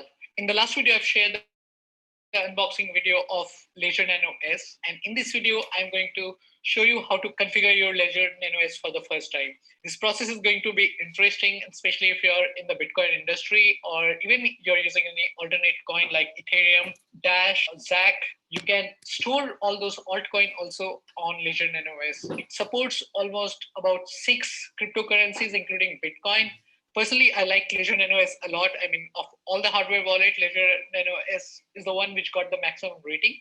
If you don't have one yet, you can order one from the link in the description. From there, you can go to the official site and order a Ledger Nano S for yourself. All right, so without further delay, let me quickly show you how you can start using Ledger Nano S. So the very first thing, let me quickly give you an overview of this hardware wallet. So once you have the hardware wallet, it does not have much. It has a screen over here where the numbers would be displayed, where the recovery phrase will be displayed. I would show you that in a moment. There is port for the micro USB. So once you plug it, your Ledger Nano S would start. Without this, your Ledger Nano S would not work. So there are two buttons over here. This left button and right buttons help you to select your choice. And if you press them together, that's like a confirmation. Let's quickly go ahead and plug our brand new Ledger Nano S and let's learn how to use it. So here my micro USB is connected with my system and that's it. Ledger Nano S is booting. So welcome, press both buttons to begin. So you have to press both the buttons together. So let's control the user interface. Use left right buttons to change value. All right. So their interface is so easy to use. Even if you have zero technical skill, you can start using Ledger Nano S in no time. All right. So to begin configuration, press both buttons. So let's configure as a new device. Or if you're restoring from earlier recovery phrase, if you have used Mycelium or any other Bitcoin wallet, you can use that as well. In this case, I'm configuring this one as a new device. So I'll select the right button over here. Select your PIN code. Now this PIN code is essential. This PIN code protects your Bitcoin. So imagine like if somebody gets access to your hardware wallet, if they don't know your PIN code, they won't be able to transfer. Double select. For this tutorial, I'm keeping it 1, 2, 3, 4. And of course, you don't keep 1, 2, 3, 4 or any such PIN code. Make it unique, make it hard to guess. Now confirm your PIN code again. So let me quickly do that. To make a selection, you have to press both the button at the same time. So let's quickly do that. Now, the third one, which is very important, you need to write down your recovery phrase. Now, please don't make that mistake of writing down your recovery phrase on your computer. Take a paper and pen and use the recovery sheet over here, or you can use A4 sheet and note down your recovery phrase. So in this tutorial, I'll be resetting my Bitcoin wallet in a while. I would definitely show you how to reset your Ledger Nano S also. So I'm noting down my recovery phrase on an A4 sheet and let's do that.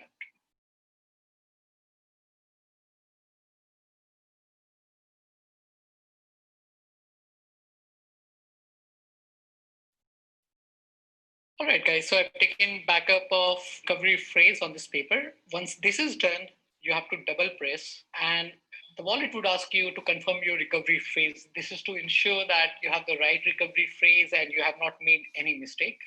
So again, press both the button at the same time. So it says select word number 2. So in this case, our word number 2 is paper. So let's move ahead. Let's tap right. All right, here it is. So just double press, select word number 11. Word number 11 is saddle. So PQRS.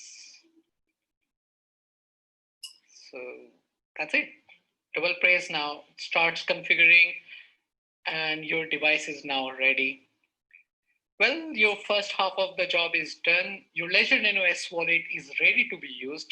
However, to really start using it, you need to download Ledger Nano S Chrome app on your computer.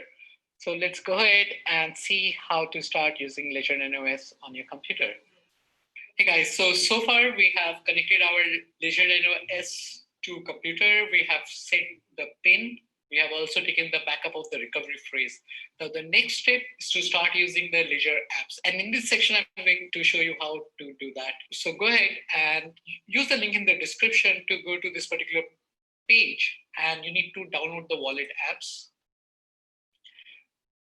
So they have different app. They have an app for Bitcoin and altcoins, and then they have app for Ethereum and they have management apps, that is Ledger Manager and Ledger Authenticator. In this video, I'm going to show you how to use Ledger Wallet Bitcoin and Ledger Manager app. So let's first download the Ledger Manager app and also Ledger Wallet Bitcoin and altcoin. All right. So make sure once you're installing it, like it's the official app, don't by mistake download anything else. So in this case, the Ledger Manager app is already installed.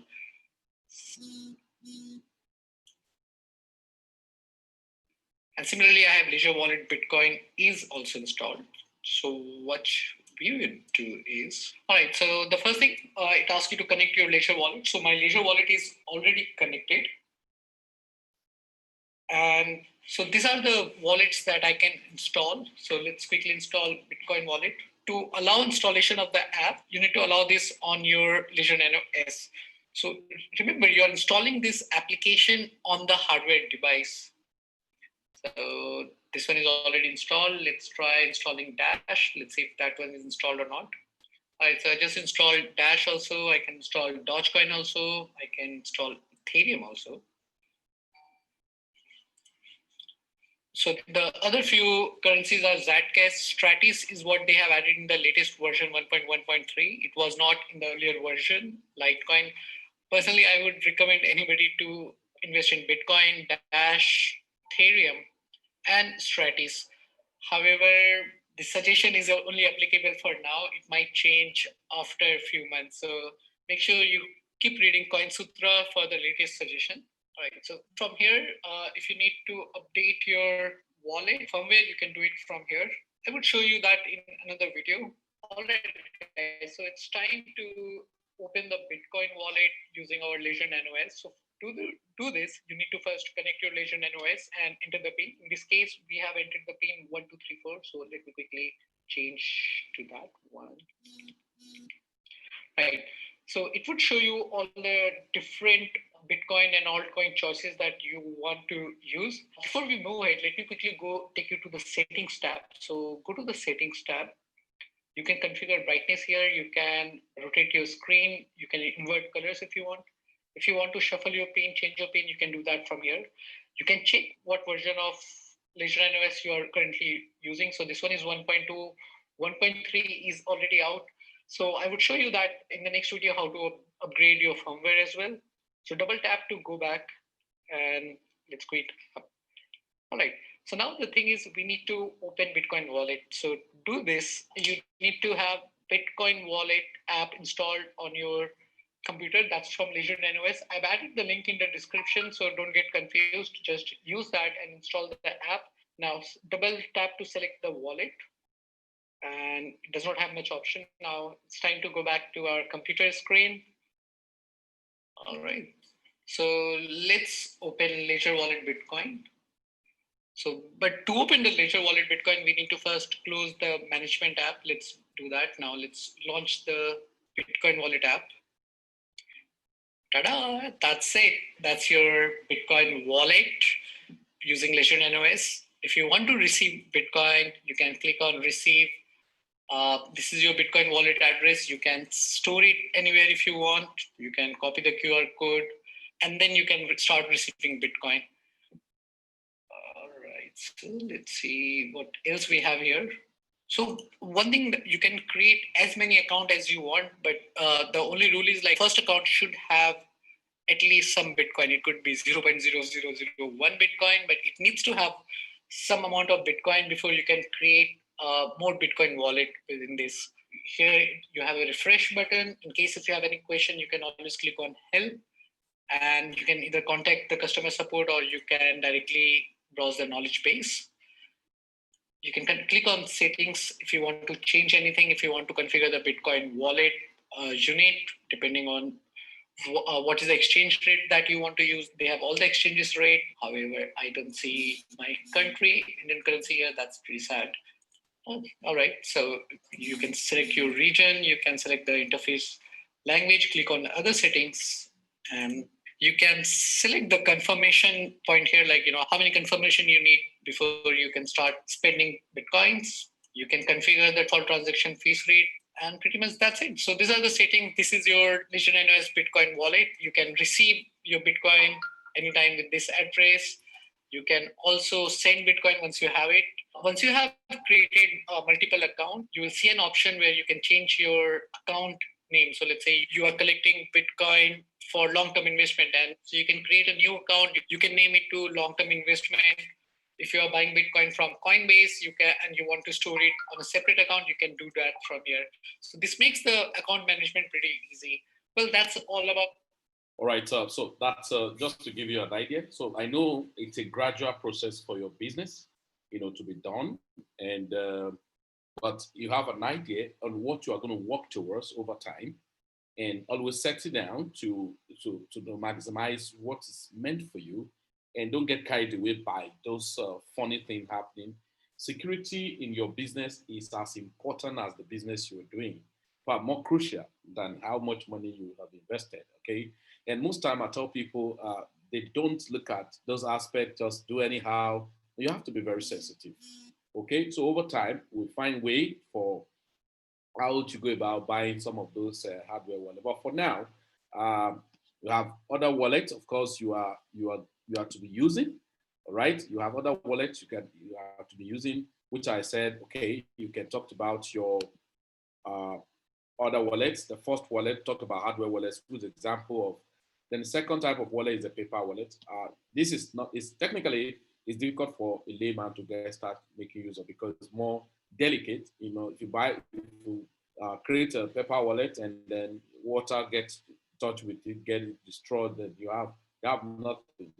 And but sometimes when I have a paper wallet, you can copy out your private your address, which is the public key, and your private key. But if you keep it carelessly, somebody get hold of your private key, then the money is gone. Yeah, the money is gone.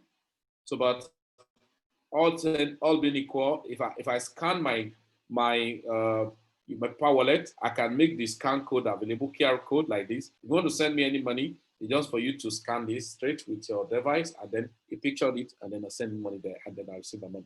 So, but be careful when it has to do with paper wallet. So you may not be able to have that. The first and second option. The first option, when you start doing your business properly, is going to be very essential.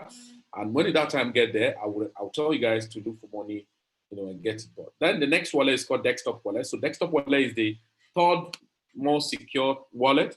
The first most secure wallet is the hardware wallet, which is Ledger Nano, Treasure, and all of that. Then the next most secure, the second most secure wallet is the paper wallet.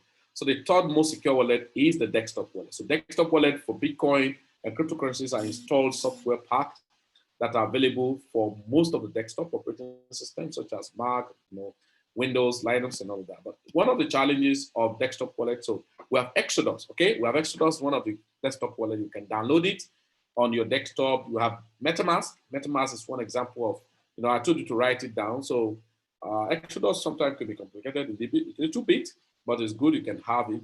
So, but as it's your desktop or laptop that often connect to the internet. So you need to follow the basic security measures. So if any of your laptop you downloaded your wallet into for transactions and all of that, I beg you, don't always use that system for funny things, logging into link, any link they send to you, you copy.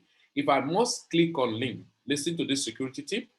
If I must click on link, once you send me link, use your pen and write it out and type it with your hand one after the other. Most of the link that some attack Trojans and some of other attack software that added with, they are usually, when you click it directly, it is installed that follow-up attack on your system, and then your system is compromised. So, but most time you bypass it by typing the link, right? So to an extent, if you must check a link. And if you are using a very good security, like you're using Brave browser, if it's not too much sure, the source is very suspicious, it's going to block you to tell you that this is, or if you set up your, Apple, that's where you're using Apple, has some security, but because of the firewall, will tell you that will notice a strange thing on your system. So anywhere your money is being kept, don't play around with it and be careful. So example of this wallet, I use Electron.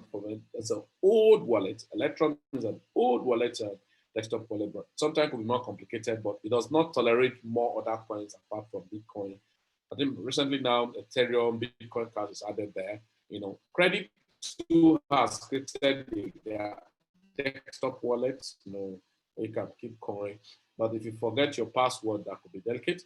So Exodus, Electron, just use Chrome extension just as the same as MetaMask. You use Chrome extension. Okay. Then the most used wallet, which is the fourth most secure wallet, that is second to the last secure wallet, is actually mobile wallet. You know why? For convenience purpose, people prefer to make use of mobile wallets. You know why? The reason is not far-fetched. You can always navigate through on your mobile. Most people are more mobile than being stationed in a place right now. So instead of carrying laptop, desktop to anywhere, so they're on their phone. But you have to be very sensitive and careful on the type of. That's why I've given us it down. I told you write down Trust Wallet, write down Coinomi, so Coinomi, Trust Wallet, and then other wallets we may recommend later are mobile wallets. So look at it. The most popular types of wallet today in the market is mobile wallet. It is user friendly. So wallets are quick for transactions, but most be very careful in the types of wallet you keep. So most time, now when you are keeping a wallet, factors that you must check, you look at, can I have my private key? Wallet where you can control your private key is very important. Like MetaMask, you can control your private key. Coinomi, you can control your private key. Then ease of use. So you have to have, very easy, interface for you to use. And so if it does not have user interface for easy use, and to be careful. All right. So then development community. So if it's a wallet that's controlled by some community, are they actively improving on it? Like example, what community wallet? Example of a community wallet like Crypto.com wallet is a community wallet. Are you seeing them being very serious, developing new things and all of that? Working towards, they may start as a centralized wallet over time, make their wallet decentralized. So like Crypto.com wallet is a decentralized wallet, but the exchange is centralized. So you may look at, okay, this type of wallet I can do transaction because of the integrity of the community developer. And like Celsius is another wallet.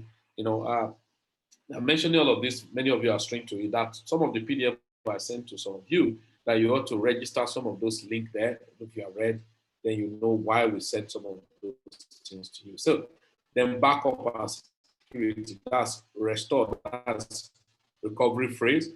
Then compatibility, compatible with different operating systems. Not that you want to download the wallet and say, you don't have this app, you don't have this software, you don't have this, so it might be very difficult. So we have Trust Wallet, Coinomi, even Electron, you can have both the desktop wallet of it, MySlink. Please, not compulsory for you to have so many wallets, okay? So Trust Wallet, Coinomi wallet. Then the essence of we recommending, okay, somebody was saying something. Luno wallet. No, Luno is for kindergarten. Mama, Luno is for kindergarten. I don't use Luno. Luno is a centralized wallet. In fact, it's not. I can't recommend Luno for anybody. Is it bad? No, it's not bad. Luno is a type of wallet. Luno is more or less of. Luno is more or less like an exchanger. Okay, Luno is more or less like an exchanger, not really a wallet per se, because I don't use it. And because why? They are centralized. How? You don't determine how your money is converted. They buy from you and they sell to you. How? But ease of transaction is that if you are using Luno, you can, when you buy, you can convert that they buy it from you, and you convert it to Naira, and you can withdraw it to your local bank account. And that's why many people trip into Luno for a very long time. But Luno is not a wallet that I can. Sorry, I'm not having biased mind against them, but if you send in money, you are charged by the third party. They make use of their processor platform. After the money is sent in, if you want to use that money to buy Bitcoin, they charge you. You want to convert the Bitcoin, they charge from left and right. So a lot of charges. You want to buy is expensive. You want to convert, they buy cheaper from you. So it's not decentralized. So I call Luno semi-bank. It's the operation of bank they always make use of. So people have But for people who starting, Luno is more popular because it's for kindergarten. So, but right now we have different wallets that are doing better than what Luno is doing. Like in our community, I don't think I remember recommending Luno per se. So rather, I recommend Quidas. It's a domestic exchange platform, but they are doing very well, improving every day by day. So if it's like liquidity that is the person's problem, it's better you use Quidas.com. Okay, Quidas is a local, Nigerian district, so you can convert your naira very fast, and you have chance to go to the exchange and bid of how much you want to place the price in and go away, and then so unlike Luno, so Quidas is more preferable. And thank God, exchange platform like Binance now include naira, so there's no point me taking my money to Luno. Okay, so I got it. Makes sense. So the next wallet is called web wallet. So this is the least type of wallet I expected anybody to keep. But example of it, like why? The reason is that security issues. If they attack, DDoS attack can easily happen on the web wallet and all of that. So web wallets are sometimes hosted wallet and semi-hosted wallet. So why MetaMask is very good is non-hosted wallet because you are in charge, you have the security, you have your private key, and then so that helps a lot, but like blockchain tools, okay, but there's so many other web wallet that I don't so much recommend for people. Like my Ether wallet one time was hacked seriously, people lost crazy money. And so we have to be careful with that time. You can go to the level of having your hardware wallet. There's no point keeping some of this wallet because it's connected to the internet. So anything can happen that the account is being hacked. All right. So ladies and gentlemen, this is just wallet and for you to understand. So now, if you, after this class, you are meant to download Trust Wallet if you do not have Trust Wallet. So just go to your Play Store, just go to your Google Play Store, and then, or if it's your Apple Store, if you're using iPhone, so you can go to your Apple Store and then download, let's see, Play Store. So now if you go to your Play Store, so you type Trust Wallet, not Trustee.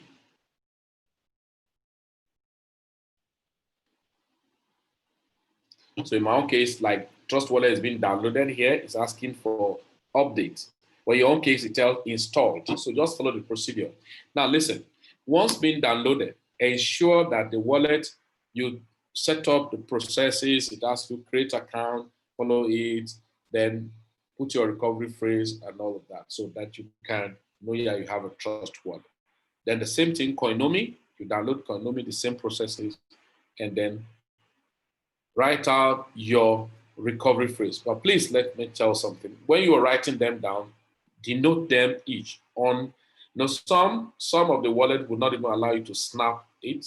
Maybe you want to like screenshot, it will not allow because it tells you it is wrong to keep it on your phone because anybody can just get access to your phone and do so. You go and look for your book and take notes of them down. So when you have issues, you go there offline and then take it off to recover your account. That's the essence. So that's about that on the wallets. No. So Trust Wallet, Coinomi Wallet, the MetaMask, open it on your system. But for you to open your MetaMask on your system and keeping it, you have to have Chrome. Okay, you must have Chrome. Okay, try and have Chrome to have your MetaMask. So when you go to MetaMask, just to click to download MetaMask, just go to your browser. So open Chrome and then you can Google, you just type MetaMask. So when you type MetaMask like this, so go to your Google Chrome on your desktop and type MetaMask.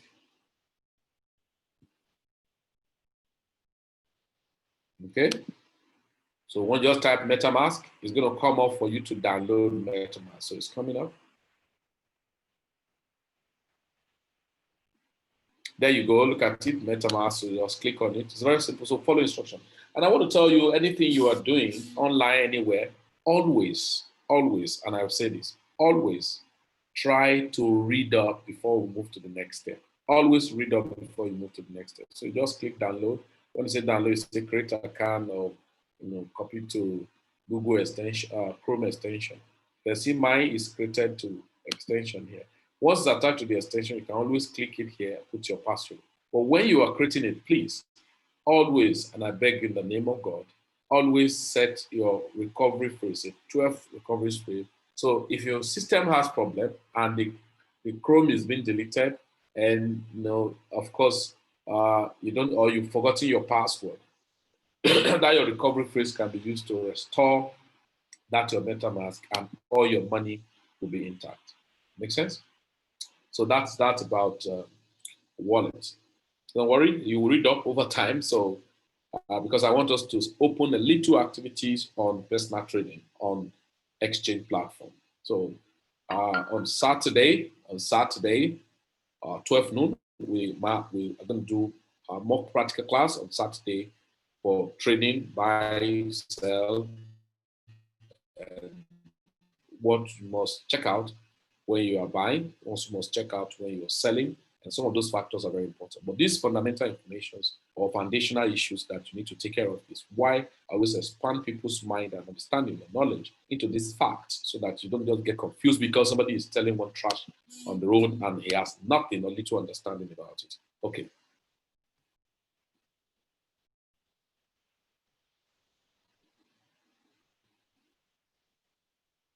Yeah, Madam Victoria, that's what I told you about Quidas. I told you about Quidas just now. They use Quidas. If you are talking about liquidity, use Quidas, not Luno. There are so many places. Your Binance, if you are trading about where you start trading Binance, you use your Naira. You can use Naira. You can convert. What's it called? You can convert your BTC to Naira on Binance. And I think I log in here. Look at what I log in here. Look at Quidas here. Look at Quidas. You can convert BTC to Naira on Quidas. You can convert Ethereum, right? Ethereum now on Quidas about how much? 151,000. Oh my God. I bought this thing at 92,000 Naira sometime. So it's 151,000 Naira for one Ethereum right now. It actually went up to 160-something thousand Naira. Now look at it, XRP. XRP right now, it's about XRP right now, it's about 100 Naira per one. Wow, but that's 72 Naira. Right, so look at Litecoin, 22 Naira, that's order. So Quidas, so you open Quidas account, it's free, nobody's going to charge you. And then if I've sent PDF file to anybody, I think Sean, I've sent you a PDF that you read. I'm sure you have not been able to read all, and so but you have read. There were link I put in there. Talk about wallet, talk about exchange, and that specifically I even said because these guys, these Quidas are trying to even expand to different African countries, but they're very high liquidity. But don't get afraid when they ask you to do your verification and they ask for your BVN. Go ahead and do it. Let me just log in and show you guys very quickly my Quidas.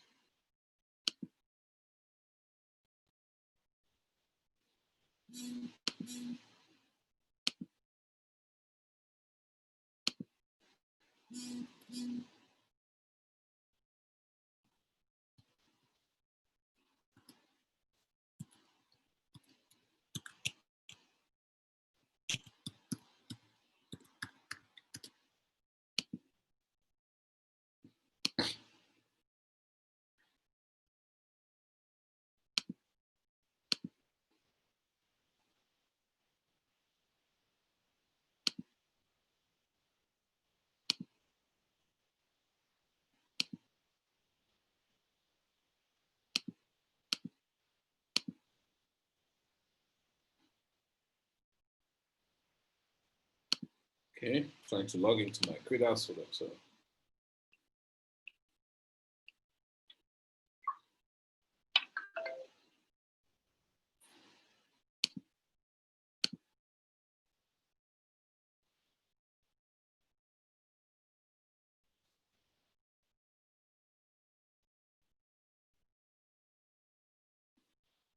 okay, Quidas.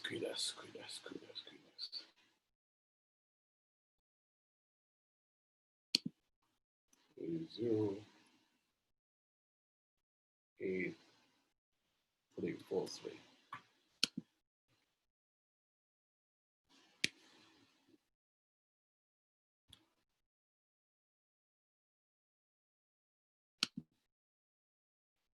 All right, so this is Quidas.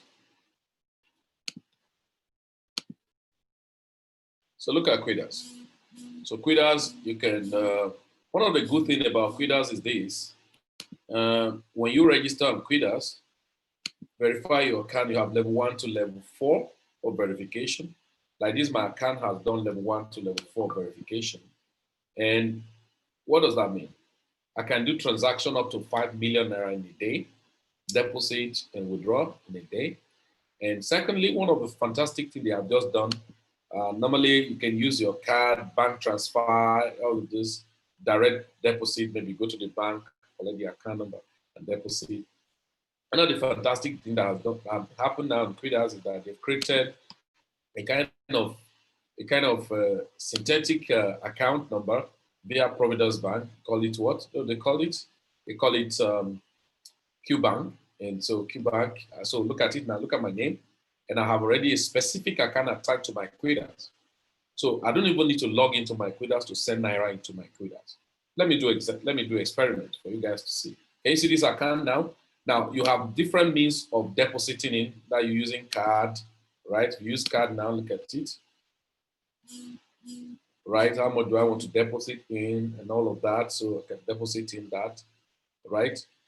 Then I can use another means. I can use a bank transfer. So using bank transfer.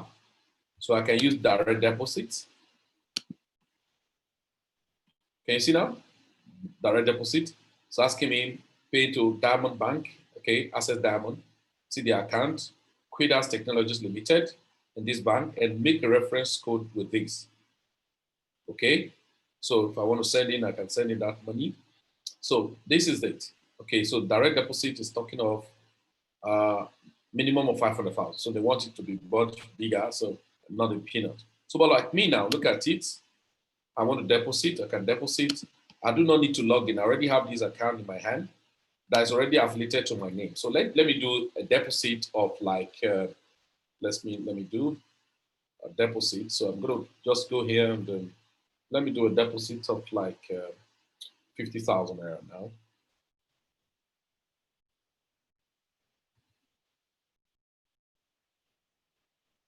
So you can see I have nothing, no money here. So I want to deposit 50,000 naira to the account. So 6. Okay. So I'm going to be charged 100 naira doing that. Any amount I'm sending, I'm going to be charged 100 naira doing that. Okay.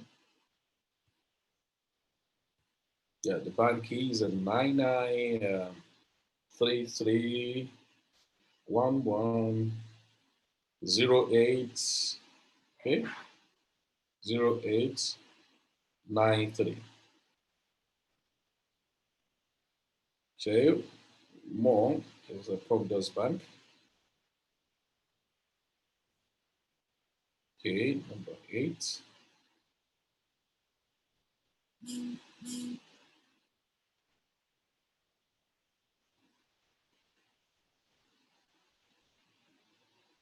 Okay, my PIN.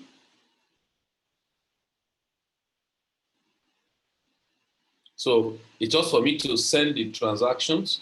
So I've just sent money from my account to it, say successful. Okay. So I do not need to click anything because when doing transfer, you have to still follow up like, when you get to Binance, because we're going to do little bootcamp before we round up today, and then we'll deposit into Binance. But I tell people, please be careful. When you are sending in, there are factors that will make you to either use your Quidas or use your Binance. Sometimes the transaction charges and the rates, you may come to this place. That over time when you start trading, you learn about what we call arbitrage. Arbitrage of buying from Quidas. You don't even need to wait for market to go up. You may come to Quidas, they are selling Bitcoin, one Bitcoin at 4.6 million. And you may go to Binance, they may be selling one Bitcoin at 4.7 million. That's 100,000 naira difference. So you probably say, oh, is that so? let me buy from Quitters, right? And then send it over to Binance. So if I buy one whole Bitcoin and send it to Binance, I already have 100,000, give and take with all the literary charges. So I may probably have, maybe 50,000 or 70,000 as profit immediately. So I finish buying and I withdraw the money to my local bank account again. If the times permit and the price is still revolving around that, I buy again and take the money again from my Binance, because I could come like this. Let me go here. I go back again to my Binance after selling it at 4.7 million. Let's say at the end of the selling, the total thing I have is about 4.680. I get the money withdrawn. I send it back to Quitters and buy again. That's what we call arbitrage. As I finish buying, I send the Bitcoin to Binance, I sell it. So it happens. A lot of people, when you start learning trade properly, you will see how those things are done. And if I want to see, let's go here now. But sometimes when you come, okay, look at this is on Binance. On Binance, Bitcoin is 4,730,000.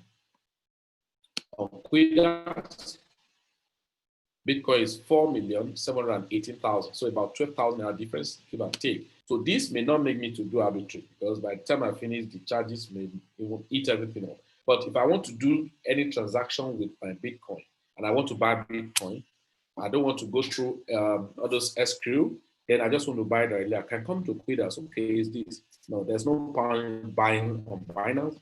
Let me buy on Quitters because it's a bit cheaper. Okay, so let me refresh now. The money I sent in, let's see whether it has come in.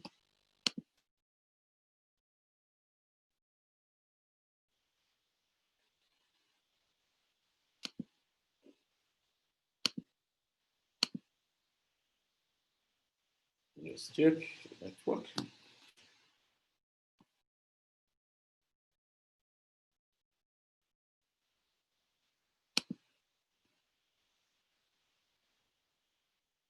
Getting the network, there's network delay somehow.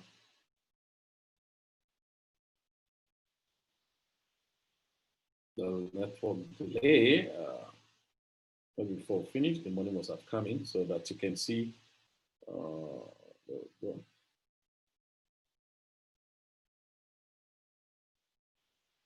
There's a delay from my bank here.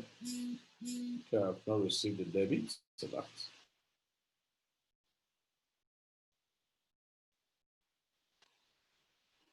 Okay, so while we're continuing and possibly may enter while we're doing other things, so the network delay can process. So sometimes, so immediately when the money comes in, what do I do? So I can just go there, go to the exchange and buy Bitcoin, right? Go to the exchange and buy Bitcoin as I like. I can place my price as I like. Just come here, just like normal trade, okay? I place my price for buying. So I could place my price down. Then come here and say, okay, when Bitcoin is at about, I can say when Bitcoin is about 4.6 million, so not necessarily at 4.7, it can just break down. I say, okay, I want to buy maybe one of 50,000 naira at the moment. Then when it drops, then it buys for me. The same thing, and I've made some money in different exchange or platforms. So I can withdraw such money into my wallet on Quitters, okay? So let's say you made money on some platforms or you have traded on a platform. Not all platforms have Naira conversion, okay? So I can send it and click on my wallet and click on what? Receive. So take my Bitcoin wallet and go to the exchange, send the money here, all right? After sending the money here, I go ahead and convert it to NGN. Once I convert it to NGN, what should I do? I click on withdrawal. So you can add your account. If your account was not there, you can see my account. Felix Medaisha is my name. You can see here. So I can add account anytime. I can pay somebody else that is not even my. Can you see? I can see this account now. I paid somebody else. So before, see this name, some other names that not my name, that are paid. So I can add up the account, put my name and all of that on Quitters. So anytime I want to withdraw, if I just click, I need to check which account am I paying to. My name, yeah. Then you can look at this, look at previous transaction. NGL withdrawal history on the 14th of July, 79,600. NGL withdrawal, how much? 290,000, withdrawal done. Transaction withdrew to my account. GTB, you can see the account.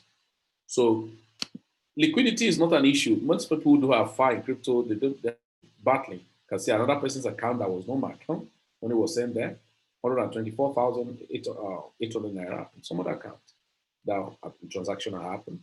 So I can withdraw, right, in that order. So I can credit, I can withdraw, I can do everything I want to do. Okay, so I think we need to have, so it's almost 1, and so the bootcamp is going to be shortened because on Saturday we'll do more practical, but I need to give us a few minutes to rest, maybe 5 minutes, but before that, if you have a question, anybody with questions, you can ask questions. Ask more questions. Because the market is still going up crazily. We just say money that was 4,730,000 now, look at 4,744,000. I told some of our clients that if you want to buy Bitcoin before even coming to class, just go ahead and buy, I think since yesterday, because of course we have done some review and saw that momentum is actually going higher. And then, so if I refresh now, this guy must have gone up more. The network is somehow bad. Okay. Okay, so any question? Any question, anybody? Yeah. Hello. Yeah. Yeah. My question is this: for the people that are not in Nigeria, I was trying to open Quidax, and I don't want to open with my location. Most of the time they need Nigerian numbers. Yes. Because where I am, because of the policy, I don't want to use my card here, and I don't want to use my information here. I want to use my information as a Nigerian. How do I go about that? Yeah, you have to use VPN. Okay, you hear me? Okay, yes, I get that. You have to use VPN. You know VPN? VPN, like it changes the internet IP address. The IP address. Yeah. So just use VPN, and then you can always change location with your VPN. So anytime you want to do your transaction, you can just use your VPN. I think there is this VPN that's very more what was their name? Express VPN or something. There's Express VPN, and I think Express VPN Express or Express VPN. They are more stronger. Something. Express VPN. Yeah. This VPN, Express VPN. Yeah, these guys. So you can just register on Express VPN, and whatever the charge you can Express VPN. Okay, yeah. So you use Express VPN and register with it. They might charge you a certain fee, but they might give you trial first. I think they say if you pay this, they may give you, just locate Express VPN, and anything you want to do outside this thing, you can always use the VPN to tune to the location. Even your Binance, I told you there's Binance, Binance US, and all of that, but they may have some condition to make use of it. And so that's why Binance have to open a CAS-dicted, all of those things because of stringent policies and all of that in the US. So Binance have to we cannot compromise our own general portal for the US citizens, or residents. So they have to create Binance US and all of that. And the other ones that are using in the US is Coinbase Pro, but I'm not sure if Coinbase Pro, you try open Coinbase Pro to see, but if they are going to talk about using your dollar or card to buy, you may overlook that. Possibly we can buy and transfer. You can buy. You can open your Trust Wallet, or we can be doing escrow for you. Can be doing escrow for you, right? Can be doing escrow for you like this. Using VPN, fine, number one. Then most time when you want to buy, you can still use it with your VPN. Then outside your VPN, we can be doing escrow for you. Possibly when you send Naira, then somebody can help you. Some of those escrow like Wega and all of that can be helping you to buy and credit your Coinbase Pro, or or other exchange platform. I think Bitress is actually US-based. I think Bitress is a US-based New York thing. Then you can open Celsius. Celsius is, I think, from New York. I think from New York or something. I have to check them. That's Alex. Sorry, Alex. what's the spelling of the Celsius? Yeah, you check on the PDF I sent you. You're Oh, okay. All right. I got that. Yeah, you're going to see Celsius under staking, and some of those they are wallets, and at the same time they do staking project and all of that. But I think it's US. So, but most predominantly for some transaction that will be flexible for you, you have to maybe use your VPN. So anytime you want to log in, just enable your VPN and then use it for the time being for your transactions, and then you are flowing. Okay. The next one is the telephone number. The telephone number. I don't have a Nigerian phone number, and most of the time when I use the phone number from here, especially Binance, they kind of stopped me. Yeah, they will. Binance will stop you because but unless you use the thing is like on Binance Yeah. if you use your VPN on Binance, you don't necessarily need to bind phone number. You verify your email and do your you don't necessarily need to bind your phone number. Okay, you verify your email and you can do your KYC if you want to do it. Even if you don't do your KYC, you can still do transaction. At least withdrawal limits about 2 Bitcoin per transaction if the KYC is not done. The advantage of the KYC is possibly to do fiat transactions and do more volume of deposit and withdrawal. So, but we can manage such situation for buying through SQ, and when you send Naira, then a BTC is bought for you. And then when you do your transactions, you continue trading using your VPN. So Binance, you can open it not necessarily using phone number, but verify your email and do your Google Authenticator. So once these two are done, you can use your VPN to trade with it. All right. And then, Thank you. Yeah. So let me just find other aspects that will ease your stuff until maybe other things you added to it. But I'll check Coinbase Pro 2 to see how their operation is like. But because Coinbase Pro is not allowed for Nigerian or people outside US, UK, and all that, this thing.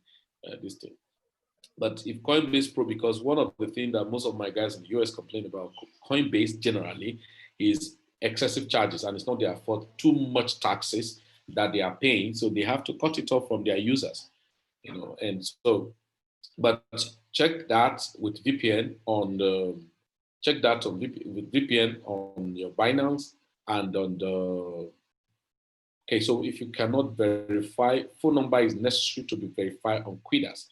That's another issue. There's a need to verify.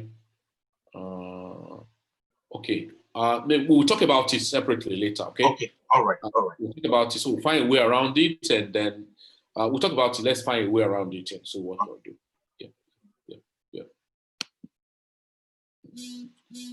Yeah. Any other question, anybody?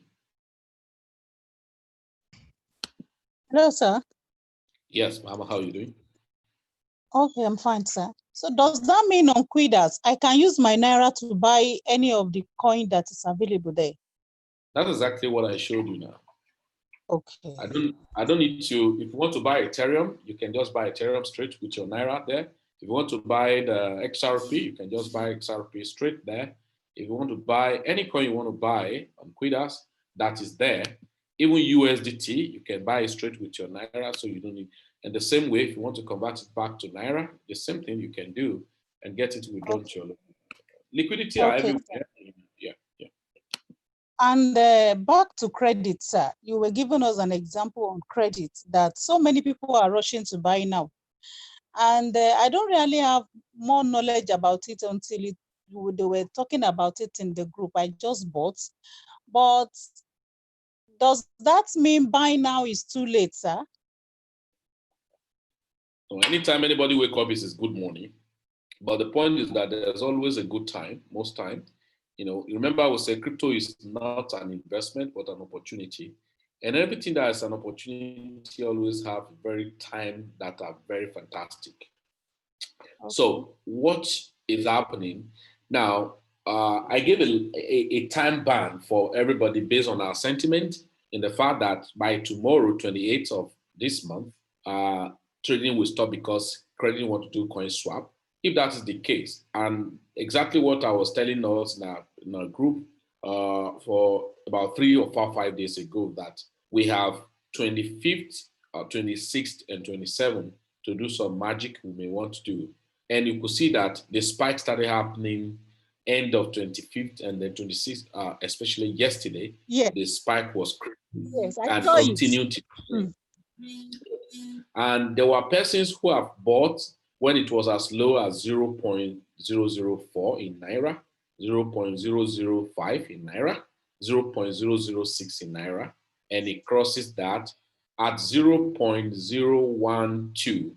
It's already 100% of the people bought at 0.006. So on that note, we said, oh, what to do? Basically, if you have bought, divide into 2 and keep half in the mini POS and leave half outside the mini POS. So that if the spike happened crazily, we just have 25th, 26th, and today being 27th to amass some profit. And if it crosses up to like 0.02, that's already a crazy percent. So the volume that I have, I sell. Having sold, remember, the half of it is in the mini POS. I'm not going to sell that. But the one that is on the primary wallet, I'm going to sell that. As I sell it into either NGN or Ethereum, now maybe I have made 100% or 200%. If I have made 100%, that means my money is already back and without necessarily considering the one in the mini POS. If I make 200%, that means I've made my money and make more money. So what should I do? I keep that money in my back office and wait patiently until when the swap happens. These are sentiment. When the swap happened August 1st and the trade recommenced back at the new phase in August 3rd, that money I have sold, the one I kept in the mini POS will have been swapped to whatever fractions or ratios. Then the one I've sold, I'm not going to spend the money. Immediately the trade starts, it's going to form like an IEO operation. That is initial exchange offer. Then I quickly buy more volume with 50% of the money I have sold. Now, as I buy that, I watch 2 movements, which I explained in my voice note. The first movement could be a vertical, crazy, wicked spike. Reason, number 1, people are now going to hear more about it, having known that the volume in circulation has reduced drastically. And so, secondly, the coin want to start a masternode, and the gate set for the masternode is that somebody should have minimum of 50,000 to be able to operate the masternode, possibly on my container or other places. So if that is the case, what should I do? Practically, I'm going to do simple thing. What's that simple thing? I go to watch when the market move crazily up so much parabolic, because people are demanding more of the coin as much as they can. Simple. I just go ahead, buy, sell up to 75% of that to watch. But if it's a vertical move, I'm going to sell all that I bought. I'm going to sell all that I bought, because after the vertical move come a pullback. So at every pullback, when the pullback has happened to a reasonable level, I do what? I buy back gradually. Because so it will get to a point and consolidate and now be going sideways for a while. Then when new people are now coming in more to buy it for the mini POS, for the master node, some will still have in the mini POS, the market will now start consolidating and be trending. What we call trending, anyway, when we do practical trading, will now be going, a kind of a move up, as if it's going to come down, it stay a little, come up, stay a little. It can do that and do about 1,000% after like 1 week, 2 weeks, or 1 month. And then I can now sell the other ones. Or it may not do vertical move. It may start and be doing gradual. So if it's doing gradual, I'm not going to sell until I see a significant margin before I sell. So if you have bought Yeah, you say you bought yesterday. Yeah, you were not too late because, of course, as at the price you bought yesterday, I'm sure you're already on profit, if I'm not mistaken. Yes, yes. Yeah, you're already on profit. So if that is the case, the sentiment would be that you still follow the gauge set I gave of like, I bought irrespective of, yeah, I may not do 2x or 3x, but whatever percentage I do, let me sell as the spike happen. We only have today. Tomorrow, I don't know.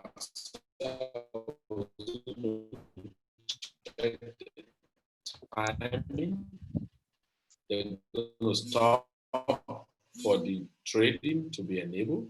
Then, if that's a maximum 11 p.m. tonight, so to see what happens. I may stop 11 p.m. tonight, and they said the stopping 28 means they will still finish the 28, the day of 28, and I may finish selling now. At that 28, the parabolic will now double what I sold. Then I have to apply my emotion and psychology that there is always another day, another coin, and another market. Reason, I don't need to FOMO it or start rushing. I need to buy because it's like the market is going up more and more. No, I have to just chill because nobody has ever bought coin from the base and sell at the highest most. You only take profit when you are, you are comfortable, and then you leave it.